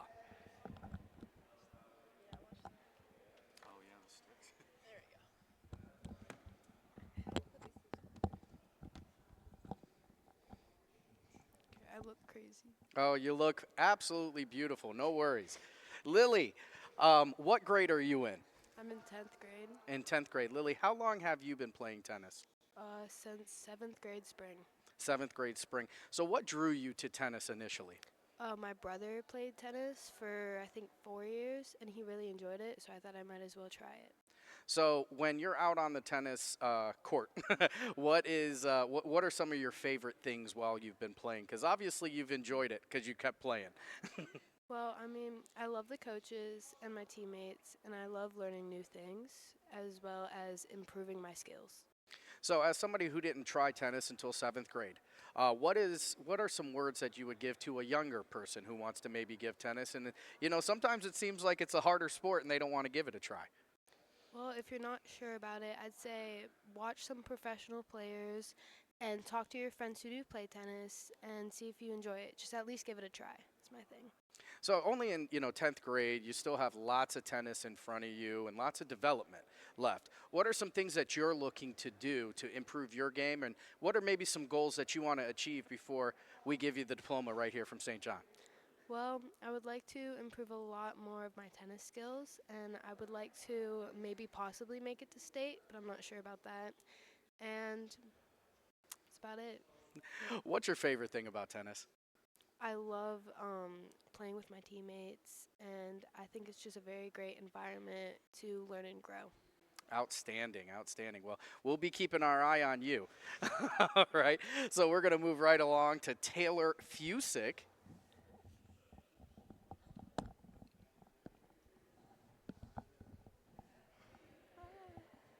All right, Taylor. So Taylor Fusick, what grade are you in? I'm a sophomore. So you're a sophomore, 10th grade, for those of you who don't know the the words. But so how many years have you been playing tennis? I've been playing since 6th grade. So since 6th grade, you've been on the court swinging the rackets. What is the thing that drew you to tennis? Well, my mom kind of edged me towards going to play. I'd always go and hit with her, and I just thought it was so fun, so I just decided to come out, and here I am. So have you had a chance to beat your mom in tennis yet? Yes. So, into your 10th grade year, obviously you're gaining some skills and that sort of thing. What is something that you've developed? What is something that you've learned through this journey? I know you still got plenty of tennis in front of you, though. Well, tennis isn't just a sport. It's also how it helps me who I am. It has made me be me. I've learned teamwork, how to handle tough situations and everything. It's just amazing what you can learn from one thing. So I didn't get a chance to ask Lily this, so you're going to get off the hook on this one. But, if you get a choice, Taylor, between singles or doubles, which one do you like better? It really depends. I love playing doubles, but I also love playing singles. Doubles, I love being at the net. I go to the net every chance I can, and I just take the ball. Singles, I'll also come to the net. So it depends. So as I asked Lily a little bit earlier, for the young ladies in the county, maybe right here in St. John, that want to give tennis a try, but it seems like it may be too hard for them. What are some words of encouragement or something you would give them? Yeah, just go for it. You have nothing to lose. I mean, your life is short. Just it's high school. Let's just go. I absolutely love that. Now, what are some goals and aspirations that you have for tennis throughout your career? You still got some time. Yeah, my goals are I would love to go to state, and I'm really hoping to play tennis in college. So just being the best I can to practice, to matches, gaining up to that. And then, second part of that question, what are you trying to do to make sure you get those goals? Giving it my all in practice and matches, and even not practice, coming to the courts on my off time playing. I stay after practice and I hit serves for hour, 30 minutes. I come before practice. I'm just trying to stay consistent. Well, I'll tell you what, that's a recipe for success. That is for sure. And we'll be watching you a lot coming up here soon. We're going to move right along to Maggie Hoza.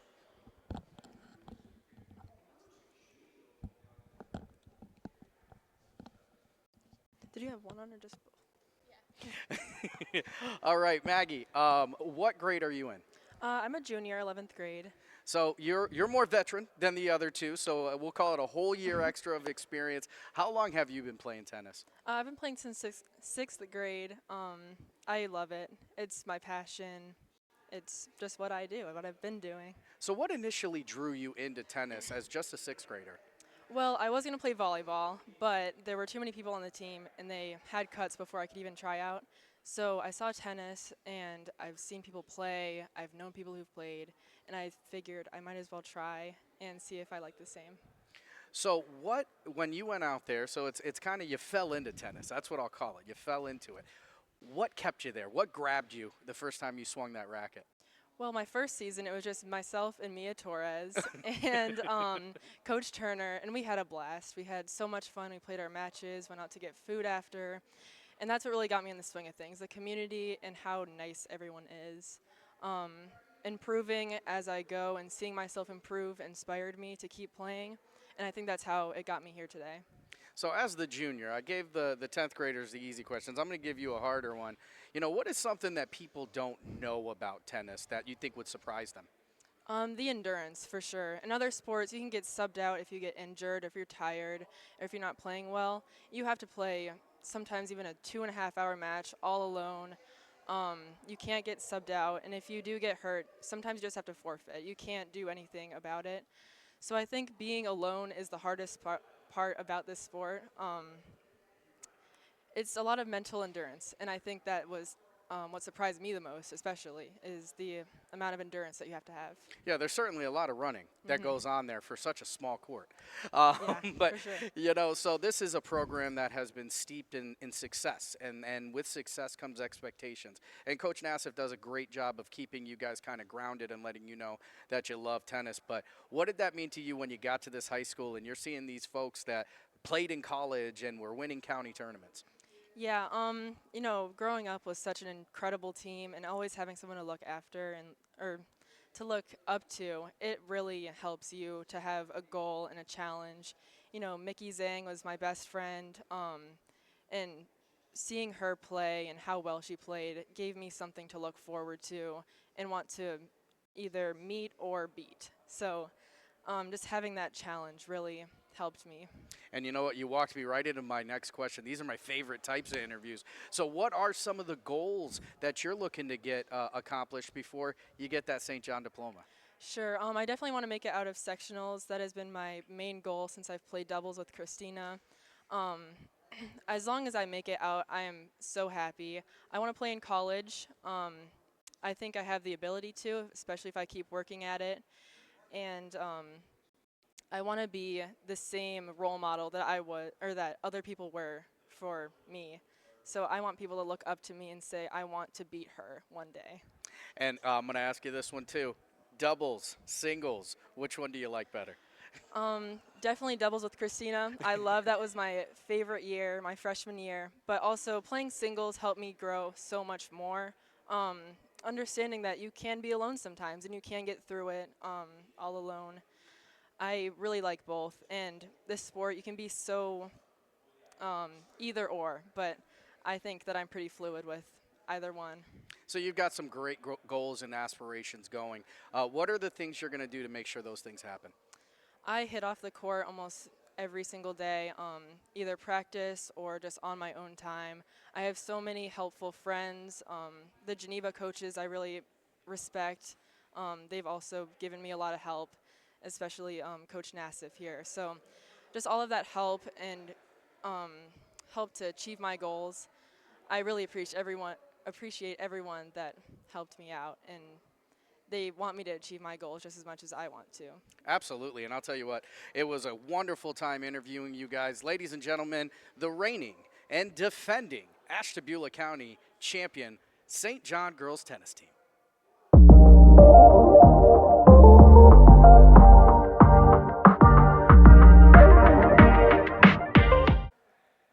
All right, everybody, we are here with the St. John boys cross country team, and we are going to start it off here with head coach Jeremy Dunn. Coach Dunn, how long have you been coaching cross country? This is my 10th year here at St. John. So 10 years, you've gotten to see this program really grow from small numbers to large numbers. And, you know, looking at the amount of hardware on this table, there's been quite a bit of success. Talk a little bit about the growth of this program here at St. John. So my first year coaching here at St. John, I was the only coach. I only had like 3 or 4 kids at the time. And slowly but surely, we gained a little bit of coaches behind me here. The year after my first year of coaching, I brought on my wife, Caitlin, and then she came into the school during lunch periods, and she started going around talking about cross country and trying to get people to sign up. I think that first year that she was on, we had 35 signups, but we ended up having 14 people on the team that year. And then slowly but surely, we continue to grow the program, and we are currently at 31 this year. Yeah, one of the things about cross country, and I think running in general that people don't know about, is how big the community is right here in Ashtabula. Talk a little bit about that running community, and that's another community itself that's grown. Right. Well, back when I was mid-20s, about 10 years ago, so it was much larger back then. It has slowly dwindled away, but there is a huge community. There's the Ashtabula Distance Runners Club out there. No plugs or anything, but they are a good group of guys and women out there. They meet almost from the beginning of March to almost November. They have a race every weekend. So it's a huge community for just the running program. It's in general for the school, not only our school, but the other schools in the area. They have the opportunity to kind of gauge where they're at throughout the summer at those road races. So, you know, you're about halfway through the cross-country season right now. How would you say it's gone so far? It's gone really well. For the boys program in its own self, we have a couple goals towards the end of the season, but up to this point, we've been running really well. We have a good group of guys here. Our goal as a whole is to continue to improve as the season goes along. We don't have any seniors on the team right now. Wow. So we have 6 kids. We're missing one today who's a freshman. He's up there in the top 3 for the group. But as a group, they're doing really well. I think we have 3 guys in the mid-18s right now and a couple right around 20-ish. And this one beside me here is running really well this year. He's improving every race. So we're doing awesome. So, you know, you talked about it's gone well so far. We're halfway through and, you know, getting ready to finish out the season and then the traditional track of, you know, sectionals, districts, and hopefully state, you know, right here at St. John. But, you know, for those who are just learning about cross country, maybe let's talk a little bit about the scoring and how they determine who gets to go. Sure. So scoring for cross country is the top 5 kids essentially score for their team. So say if we go to a meet of like 10 teams, for example, they score the top 7 kids for each team, but only the top 5 count as a score. So say for example, our top 5 were 1, 2, 3, 4, 5. That would be like a perfect sweep in cross country. So you would add those places up. So 1, 2, 3, 4, and 5 would add up to 15 points, and that would be your team score. Okay. So the lowest score wins. Now, is there also an individual portion of the sectional district? There is. So with so districts would be our first step in the postseason. We would go to district to regionals, then the state. But there is an individual portion. It changed this year, so a lot of it has changed in cross country this year. So last year was only 3 divisions, and we expanded to 4 divisions this year. and then they kind of changed the ruling on advancement as well. So years prior, what happened was that, like, for example, at districts last year, I think they took the top 4 boys teams, and then they would multiply the amount of teams made it, and they would take the top 16 individuals. So 4 teams, and each team would have the 4 individuals attached to that as well. So really, even for the individual to find their way in, the team has to. There's still a team concept attached to the individual. Correct. Yeah. So for example, this year, if we don't really know who's going to make it out of districts yet, they haven't really announced that yet. They won't announce that until after October 4th. But we keep on planning on as if it was like last year, so the top 4 would make it essentially out of districts to regionals, and the individual aspect of things would be the top 8 individuals that aren't on qualifying teams this year. Oh, okay. So then, yeah, there still is the individual portion of it as well. Correct. And, you know, I think it's really easy. I think people can look at and think that determining how people are getting better is based on a stopwatch. But I know that cross country is a lot more than just that. Yeah, a lot of people like compare the times from week to week, and unfortunately, you can't really do that. Each course is a little bit different. For example, our very first race is at Lakeshore Park. We run on those hills, and the very next race is one of our fastest courses that we'll run all season long. So you can't really. There's a fly. But you can't really base your success on your time. It's based on basically where you're at versus other people that you see on a week-to-week basis. And what are some things you focus on as a coach that's not time related? Just that exactly thing. We kind of know where we're supposed to be at versus other teams in the area and versus other teams in the region as well. We kind of focus on those teams. For example, the boys, we're in the mix to be a regional qualifier this year. We're kind of on that cusp. So there's those 3 teams that in front of us they're kind of the cream of the crop in our district. But we're kind of in that mix between 4 to 6, maybe 7 teams that can be in that top 4 or 5 teams. So as a whole, I think we're right there for the boys. So a lot of success so far in the program in the season, but still a lot of room to grow into. Correct. And I think that's what every coach is dreaming of, right? I mean, it's always fun to win, but it's a lot more fun to get better. Right, exactly. So, all right, Coach, we're going to move on. We've got Daniel and Aiden with us, so we'll talk to Daniel first. All right, so we've got Daniel. And Daniel, what grade are you in? I am currently in 11th grade. 11th grade, so a junior, one of the upperclassmen, and with no seniors, the upperclassman on the team this year. Why don't you tell us about how long have you been running? So I've been running for about 7 years. I started when I was in 5th grade. I was invited to a track club in Jefferson, and from there I got shifted from track coaches in Jefferson, and they invited me to another club led by Luke Stecky, who is now the Conneaut cross-country coach. And from there, in junior high, I went to Jefferson for the junior high cross country and track. And then once I moved to St. John, I have done 3 years so far for St. John. So, you know, you talked about you've got a lot of running underneath you, a lot of miles, I guess is the way to put that. But, you know, what initially brought you into running? I mean, I first moved here about 8 years ago, so I was only lived there at my house for about a year, and we were just kind of getting to know the area and the people. And one of our neighbors, their grandkids were going to this running club, like I said, and they just invited us, and we were like, hey, might as well. We don't really do any sports, so we'll give it a shot, and I've stuck with it ever since. So, you know, I guess it's not easy to start running, but one of the more difficult is to continue running. So what has kept you in this sport that is so difficult? I think it's probably the community. It's one of the most uplifting and motivating communities in probably all of the sports that I've played, mainly because it's less of a team versus team and more versus individuals, or even just trying to beat yourself. You don't really, like, if you beat someone else, who cares? As long as you can improve on your own basis. And it's completely, it's not one of those sports where you can say, oh, I'm better than you because I can catch so many more touchdowns or whatever. It's not like a subjective thing. It's an objective thing. So you can, if you're talking smack with somebody else, you can just prove it instead of just comparing numbers. It's a little bit more definitive how to if you've improved or not. You can definitely look at those times and race rankings. Yeah. Absolutely. I mean, if you get there before they do, I guess you're the better runner, right? So, Yeah.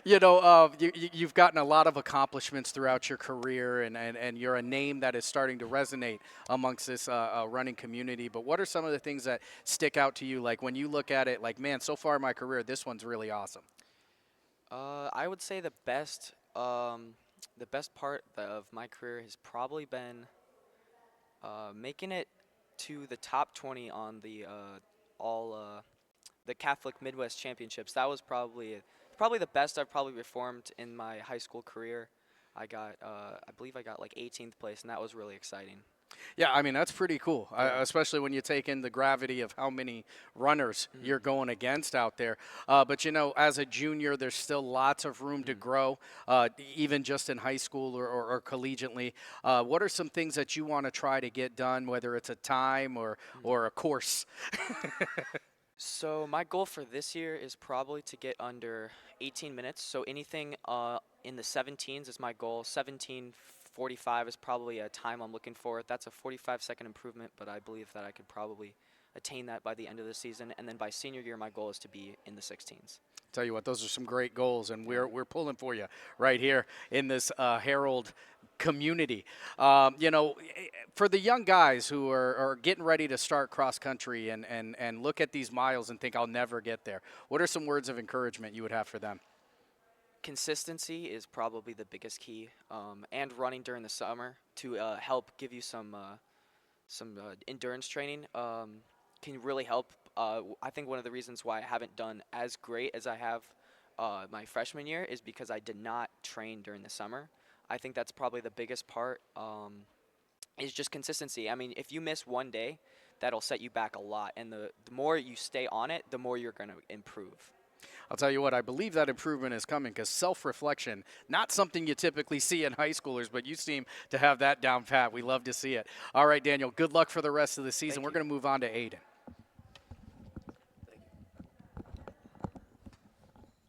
All right, Aiden. So Aiden, also a junior, so another upperclassman we're talking to. When did you start running? I think it was about 4 or so years ago I started getting the cross country. I think what really brought me into that was one day I just decided I got to be active, and I said, you know what, let's try cross. And you know what, here I am. So, starting your journey maybe a little bit later than some of your colleagues, what were some of the things that you kind of had to overcome, or what was the first thing that shocked you when you ran that first cross-country practice? So when I first started cross, I thought it was going to be way easier, but I came to realize very fast that it takes a lot of work and dedication. Yeah, and you're one of the cross country runners that we hear about growth, and we hear about how much you've come into your own. You go to any of the postseason awards right here, and they talk about how much work and stuff you've done. And what are some of the things you've done personally to take this seriously and get better? So I kind of took a step back and looked at myself, and I said, how do I get better? And I found the answer. It was work. Keep working every day. Yeah, and you talk about the work that you've done. One of the things that has been said about you was maybe some wintertime work. So when some of us were out shoveling snow, you were out there training for a particular event. Oh yeah, I was training for a half marathon down near Youngstown, I believe. Coach Jeremy here helped to create a plan for me that I stick to. It was pretty good. So, what are some of the things that in this 4 years that you've gained from cross country? You've gotten the growth. What's a moment that kind of sticks out to you like, man, I think I can do this? It's really showed me that, there are many things that I used to think I wasn't capable of, but I am. I really am. Best feeling in the world, absolutely. And so for some of the younger guys who are watching this, want to get involved in cross, and maybe, like in your case, maybe they think it's too late. They see the other guys running. What are some words of encouragement you would tell anybody when they're ready to start cross? I would really tell them just don't doubt yourself. ever. And just if you dedicate enough time to it, put enough work into it, you can do it as well. Those are wise words, wise words. So what are some things you want to get done before the end of this year? I'm hoping to see a 17:30 time for a 5K. Outstanding. We love to see it. We're pulling for you. I can't wait to see those 17:30s myself. And that's going to do it for this section of our media day. This is the boys cross country here at St. John High School.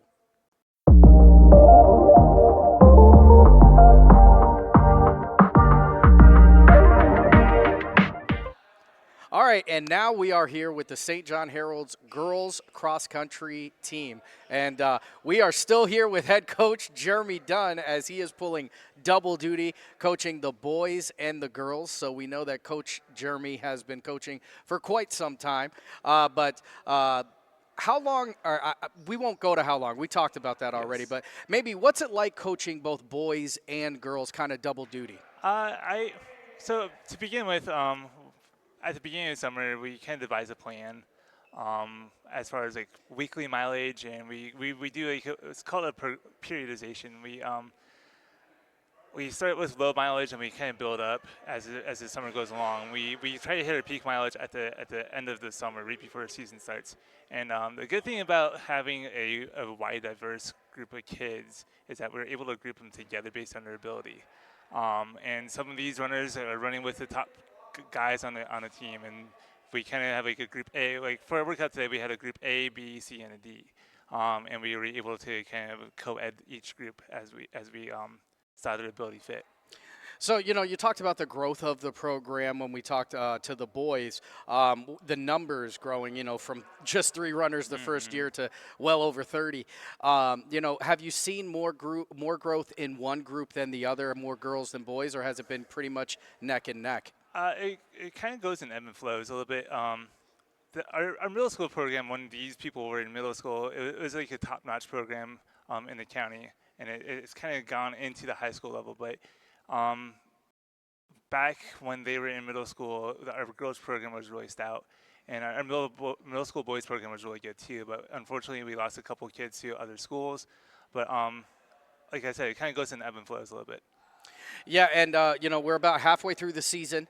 You know, how do you think the girls' season has gone so far? It's gone pretty darn good. Right now, we are ranked in the state in Division 4 at number 17. We dropped 3 spots. So this is currently we're in week 3 of the rankings. So the first 2 weeks we were at 14, and we dropped down to 17. Tomorrow it releases week 4. We'll see where we're ranked then. But right now, I can't be more proud of these girls. We are right where we need to be, I think, on that standpoint. Yeah, and, you know, we talk about the growth of the sport and the addition of divisions. Yes. And I think some people, it's very easy to look at it and say, oh, you're in Division 4 now. Right. It must get easier, but it pretty much went the opposite. Yeah, so Division 4, it didn't really get any easier for us. We're still against the powerhouses of Division 4. We have the Maplewoods, we have the McDonald's, we have the Rittmans out there in the region, and even Kirtland. I think those 4 teams are ranked in the top 10 in the state, and they're right in our division. I mean, in our region. Actually, 3 of those 4 teams are in our district as well. So. And you know the old adage of iron sharpens iron. So how much do you think that's actually helped these young ladies when they're on the course and there's no off day? Exactly. I hope it works because we pound it into their heads on a weekly basis. There's a website out there called Mile Split, and we spend a lot of time on Mile Split looking at the other teams and what their times are and what we have to beat those teams. And you know, what are some things that your goals, I guess, to look to get accomplished as we head, you know, toward the second half of this season? Yeah. So we have, as you can see, we have a lot of trophies in front of us. Yeah. I mean, this is what I would call highly decorated. Yes. If this was presidential, we'd have, you know, 500 members of Secret Service here. Right. So on our left over here, we have the All County Girls Trophy from last year. That's our number 1 goal to start the championship season, if we call it. That's coming up in about 3 weeks-ish or so. We won last year. I don't see why we can't win again this year. We're pretty much the cream of the crop of the county as far as the girls program is. Beyond that, right here we have the NAC plaque as well. We were NAC conference champions last year. we topped a really tough Maplewood team. Unfortunately, they're really tough again this year, and they've gotten a little bit deeper this year. So that's gonna be a tall task to beat them again this year. But beyond that, we as a group, we made the regionals the last 2 years. Last year we missed going to state by 6 points. In cross country, that is not a lot. Yeah. And that kind of lets us sour taste in our mouth, and I think we are on track to make it to state this year. But we're like the boys with the regional thing. We're right on that cusp with making it to state. There's only 5 girls teams that make it from regionals to state in a region, and right now we're in that 5 to 6 mix. So I'll tell you what, the off season when you're that close is probably the most productive off season that you're ever gonna have. All right, Coach, we're gonna talk to some of these young ladies who are out there doing the work, and we are gonna start off with Miss Emma. Like that. Oh, it's really big. All right, Emma, what grade are you in? I am in 11th grade. I'm a junior. So you're a junior, you know, upperclassman on this cross-country team. How long have you been running? I've been running since about 5th grade. Since 5th grade. Yes. So, you know, since the time you were a youngster, you've been out there putting in the miles. What initially brought you into cross-country? It was just some family friends that invited me. Like, none of my parents were really ever into running, so it was kind of random. And I wasn't even that good until probably 7th or 8th grade, so. So, you know, you found your way in 7th or 8th grade. You know, I'll ask you this. I didn't prep you on this one, but what was the point when you started running that you realized this is what I do? Probably 7th grade. I was still going to Jefferson at that point, but my coach was like, kept telling me, he's like, you're going to win all these races. And I was like, I did not believe him at all. And then I started winning, and I was like, wow, I'm like actually good at this. And you know, everybody loves to win. So I kind of just, Absolutely. from that point, I was like, wow, this is my thing. I love this. I mean, you got the bling bling to show for it. Yes. So, you know, it's not bragging if it's true. That's what I say. I agree. So, you know, halfway through here in this junior season, you've already accomplished quite a bit. But what are some things that you're hoping to get done by the end of this junior year? Yeah, for the team, definitely state. We're so close. I know that if we keep working, we can get that. And then for me personally, just to get on the podium this year for state, I'm very close. And just to drop some time as well. I haven't hit my PR yet this season, so my goal is to, you know, drop some more time and get higher in that state ranking. So what are some things you do in the off season, if the off season actually exists? Yeah, I run more or less so year round. In the winter, it gets a little sketchy just because of the terrible weather. I do swim at the moment just to help like stay in shape. But yeah, I mean, I run more or less so year round. Boy, cross country and swim. You really picked the easy ones, didn't you? Yeah. You know, for some of the young ladies out there who are getting ready to maybe run their first mile or do their first cross country, what would be some words of wisdom you would give them? I would tell them that you're not going to see results immediately and you have to stick with it, because a lot of people join and they're like, oh, I'm going to be so good immediately, and then they put in some work and they're like, this is hard, and they quit. So you just remember that you have to put in a lot of work before you're going to start seeing results. So just to stick with it, and you'll start to get good. I mean, you're a great show of what the work shows, as you've got the trophies, the medallions, and everything, and we're not even through this junior year. So, all right, Emma, good luck for the rest of the year. We're going to move on to Marley.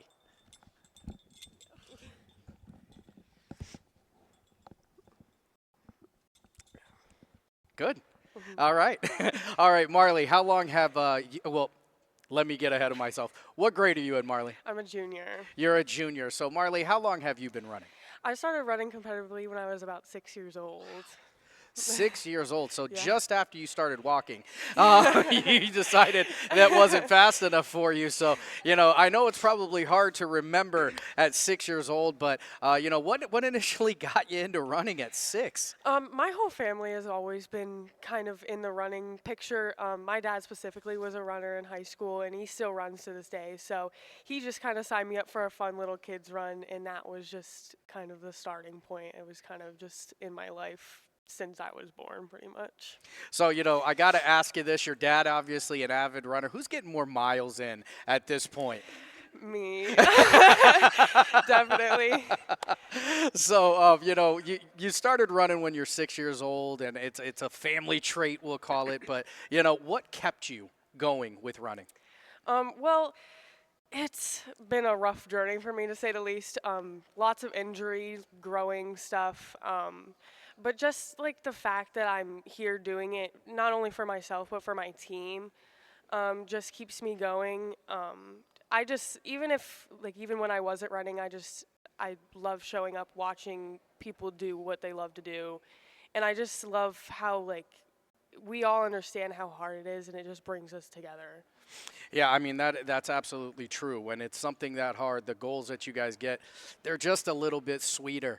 Yeah. You know, for the young ladies who are out there getting ready to run and maybe, you know, at 6 years old, getting ready to try cross for the first time, what would be some words of wisdom or encouragement? Yeah, you know, it's definitely not going to be the easiest thing you ever try, but it's definitely worth it because if I've obviously found my people. I've done this for so long. So it's the same thing with any sport. Like, you're going to find the people that you want to be with, the people that will continue to encourage you through, like, the hardest time in your life. So, and, like, just continue to, like, gain endurance, like, just not even, like, physically, but mentally, too, like, no matter what gets thrown your way, just be ready for it. So lots of experience, lots of miles. That's my Yeah. favorite thing about this interview is I can talk about mileage. You guys have lots of mileage under you. What's one that sticks out to you when somebody asks you about your running career so far? What sticks out to your head? Definitely. I was in 5th grade and I went down to North Carolina to run a national track championship. Just like the national championship, and that was definitely the craziest moment ever, like, because I was really young still, like 5th grade, so just all the people there, just the experience, everyone in the stands just like yelling, no matter who you were, what team you were on, everyone is kind of cheering for each other, and that's just kind of how it is throughout. But that was definitely like the start of everything. That's really when I like found my love for it, even though it wasn't necessarily cross country, but it was Running. Yeah. What is something that you're hoping to get accomplished before the end of this year? Definitely, I want to go to state. That's always been something in the back of my head since I started. And just honestly, I haven't finished a full season yet in high school, so that's kind of just like an underlying thing, but definitely state qualification. Great goals, and we're hoping for a full season of Marley Yeah. this year. Good luck for the rest of the year, and we are Thank going to you. move over to Melina.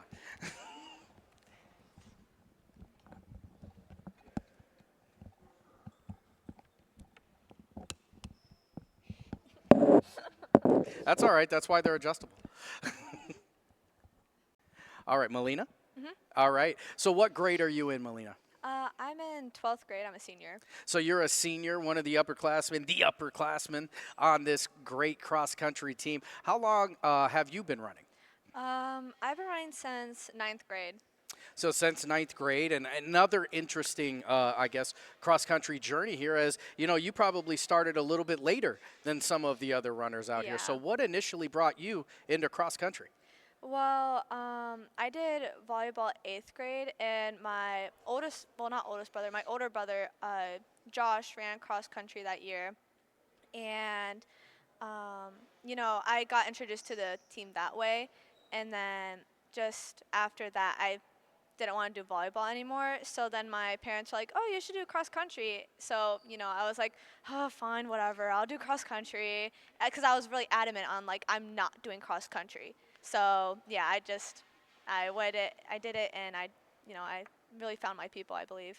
So, you know, you go from volleyball to cross country. What was the thing that kept you going in cross country?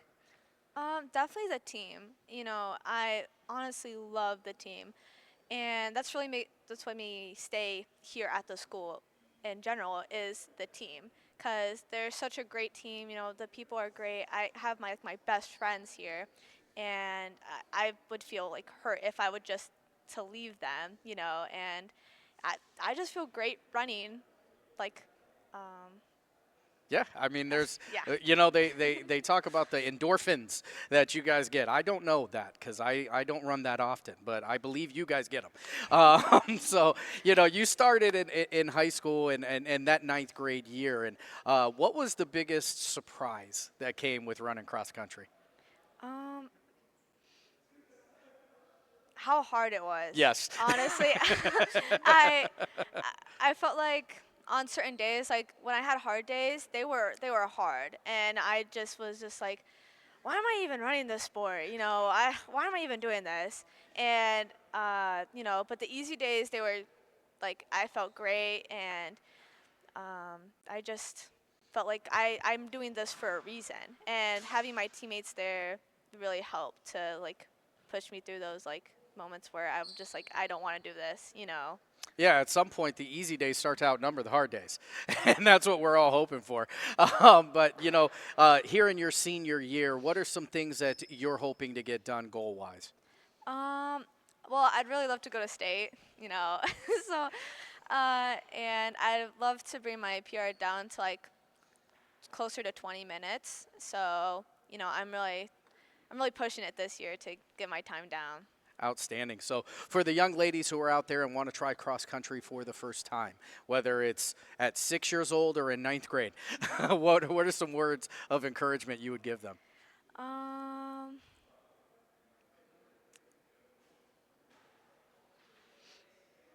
Well, I'd start off like easy, and you know, it's going to be hard at first, but if you keep on pushing through it and you take like the hard days hard, right, and you push through those and the easy days easy, things will get definitely better for you, like all throughout the seasons and beyond. Awesome. So good luck for the rest of the season, and we're going to move on to Stella Luna.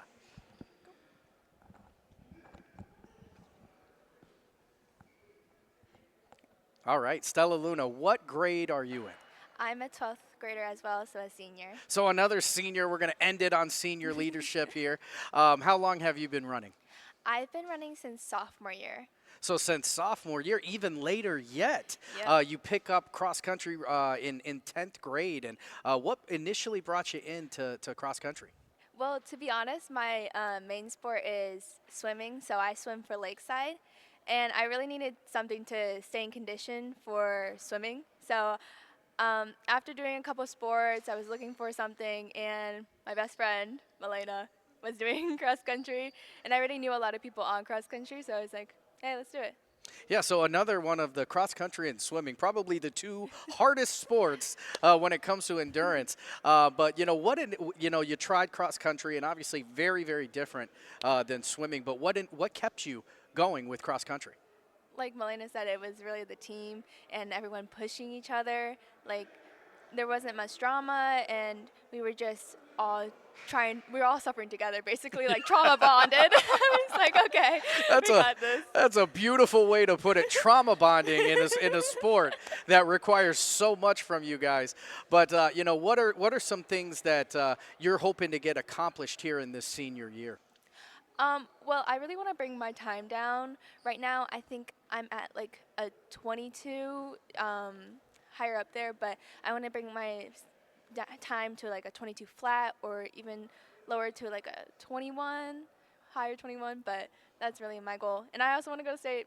There you go. There it is. You got to get that in there, right? Yeah. And you know, for the young ladies who are out there, and you know, we've talked about the ones who start at young age, but maybe somebody who thinks it might be too late in 10th grade to start cross country. What are some words of encouragement or wisdom you would give them?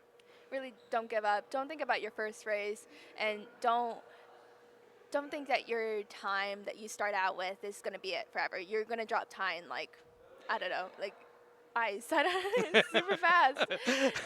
Well, that's what you would hope to hear. So, I mean, good luck on the rest of the season, and good luck to you young ladies as we get ready for this state run that's on its way.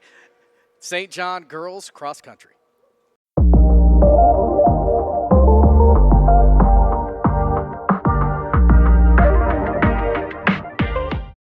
All right, we're here with the athletic director here at St. John, Coach Nick Irochi, and AD Coach Nick Irochi.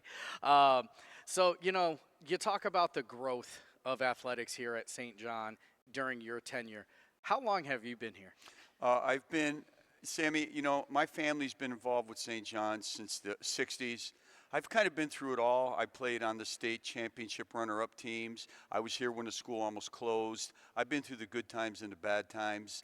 That's to be the long answer, but the short answer would be about 35 years. So 35 years is as an athletic director is something that most people can't fathom. So when we talk about the ups, the downs, the ins, the outs, you really know it. But when you talk about this growth, say over maybe the last 10 years for St. John, really moving out to Saybrook and getting as many teams as we have, what does the athletics look like here at St. John? Sam, that's such a great question. And a lot of people don't realize when we came out here 13 years ago, we were not in a league, we were not in OSHA, and we had 6 sports. Football was not one of them. Wrestling was not one of them. We had none of that. Flash forward to the present, we're in OSHA, we're in this NAC conference. We make so much noise throughout the county, and there's just such a positive vibe emanating through the school right now. I'm not sure if it's because of the new teachers, the new coaches, the new addition. Our enrollment's at an all-time high, and it's just so nice to be making. It's almost like we're stirring the echoes of the old St. John. Yeah, and you talk about we're a Division 7 school here, and the student body we have, although it's as big as it's ever been, still much, much smaller than your average school. But just the sheer amount of sports that are offered here at St. John. Yeah, 100%, Sam. And what we really pride ourselves on, I think the national average for students playing sports is around 20%. I think we're at about almost 70, which is really incredible. Our kids get very much involved here. And even though we're small, still small, just the whole family atmosphere and the student involvement is just remarkable. And I was a little skeptical when Sister Maureen said we were moving out here, and I realize now without that we probably wouldn't exist. And not only do we exist, we're thriving and getting bigger every year. Yeah, and we look at the athletics in just the fall season. You've got football with JV for the first time, I think, ever, definitely since I can remember. You've got tennis, girls tennis is doing well. Volleyball has been dominant. Cross country is a state level competitor. Cheerleading has numbers that have never been seen before. How does it feel to watch this athletics just grow like that? Yeah, it's incredible. It kind of gives me chills a little bit. Now, the last JV football team, I was actually the coach, was 1994. That was Stevie Perry and all them guys. So, yeah, it's been a while on that. And, you're so right, Sammy. Just looking at the fall real quick, I think we have our youth program, too. I think if I added up correctly, we have from K through 12 about 85 people playing football, and we got about 75 to 80 cheerleaders.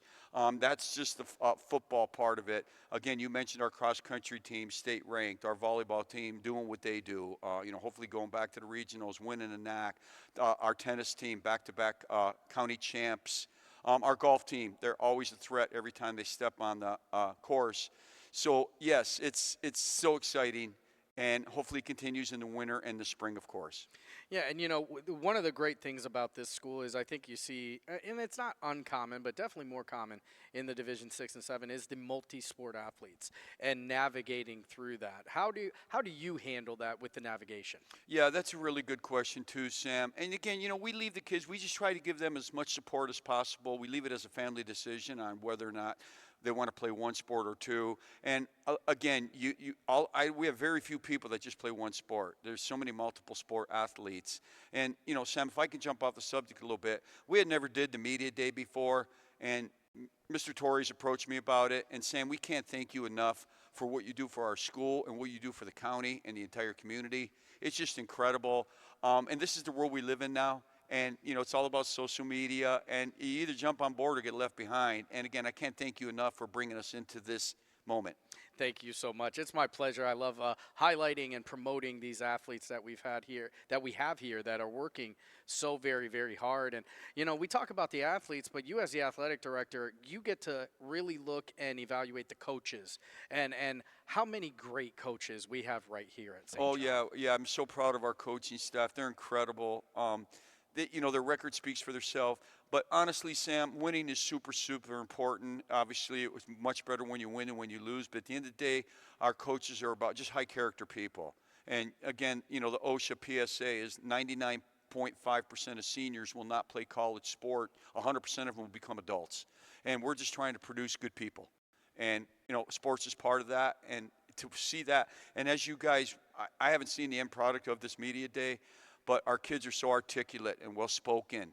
And I know a lot of them were worried about today about being able to speak, and I thought they all came through with flying colors. I think they all did phenomenal as well. It's really a wonderful highlight of what's going on here at St. John. But, you know, I, as a parent here, as a parent of a student here, have had a chance to go to the athletics meeting at the beginning of the season where student is placed before athletes. And you know, while there's problems every once in a while, these kids really take their grades very seriously. Yeah, very much so. You know, we even have a little, our standard's a teeny bit higher than the OSHA standard. OSHA goes for the past 5 on your report card, which we implement, but we also have a 2F rule. You can't have 2 Fs during a week. And it's just something we kind of hold our kids to a little bit higher standard. Yeah, and it really shows, you know, I think, you know, especially in the younger grades, sometimes you test the waters, but very rarely do you see the older kids get caught into that. And that's a testament to not only the kids, but the teachers and the coaches along. And you talk about the administration here at St. John and how they're enabling the athletics to be successful. Yeah, very much so. You know, again, student athlete, of course, you're a student first, but we try so hard to make sure we offer like we heard about this media day that a lot of schools were doing it. We want to make sure we did it too. And we want to pretty much do the same thing every other school does, and maybe even a little more at times. Again, I'm not saying we're better than any other school, but our small classrooms, that really helps with the family atmosphere. Our senior buddy program, you know, we're K through 12, and they interact together a lot. We try to keep a few things just for the high school, but them interacting with the younger kids, it just speaks volumes. What are some things you're looking forward to growth-wise here at St. John? As you know, or maybe you don't know, we're looking to add a few more sports where this will be our first year having a track team. We're super, super excited about that. I'm kind of mad at myself for not having a track team in the past, and you got people like our cross-country team doing what they do, and I think some kids are going to emerge. And we also are starting a junior high baseball team this year, which used to be unheard of in the past due to the respect of Little League, but now more and more schools are getting junior high baseball. We'll be starting a club softball team this spring, which we hope will lead to a junior high softball team. Again, we started bowling last year. We have a bowling team. I understand that everybody plays football, basketball, and baseball. And our bowling team, they had a varsity and a JV, and they're going to have the same thing again this year. So again, having opportunities for the kids. I think one thing about life now is having options. Yeah, and that's certainly provided. And I think a lot of times people thought maybe if you go to a smaller school, that might not be it. But here at St. John, if you can do it, we'll do it. Well said. Exactly. If they're out there, if they want to start a lacrosse team, we'll look at starting a lacrosse team. If they want to start a dart throwing team, I mean, again, we try to satisfy their needs, you know, within reason. I know a lot of people have talked about soccer. We had soccer and football in the past in the same year, and it's very difficult for a Division 17 school to field both at the same time. That being said, I think we're very close because I know we have a large group there. But one thing, there's kind of an obscure rule. If there's a sport that we don't offer, you're allowed to play for your public school where you pay taxes. And we have a few kids doing that right now, playing soccer. So, you know, again, it's all part of our growth and a part of being a St. John Herald. You know, Rock, you are the definition of a Herald, and you bleed blue. What does it mean to you to lead this amazing group of kids, coaches, and everybody else? Oh, yeah, it's really incredible feeling. Like I said, my brother was a running back here in the late 60s. My sister was a majorette, and my parents would dress me up in St. John apparel and drag me to the game. So I've been a St. John person my entire life. I've never worked no place else. I definitely bleed blue. I've seen the good. I've seen the bad. I love the direction we're heading. I think it reminds me a lot of the 70s and the heyday. Everywhere I go, well, real funny story, Sports and Sports called me last week, and they sold out of all of our apparel. They said they were the only school that sold out of all of our apparel. And that being said, Terry Biggins runs an incredible pride shop. So just the pride throughout the community just makes me smile and makes me be so happy to be part of it. Me too. It's one of my favorite things and one of my favorite people right here. AD, I keep wanting to call you coach, but we're not in fall yet, or we're not in winter yet. Nick Irochi, thanks so much. And we'll see how the rest of this goes. Thank you, Sam.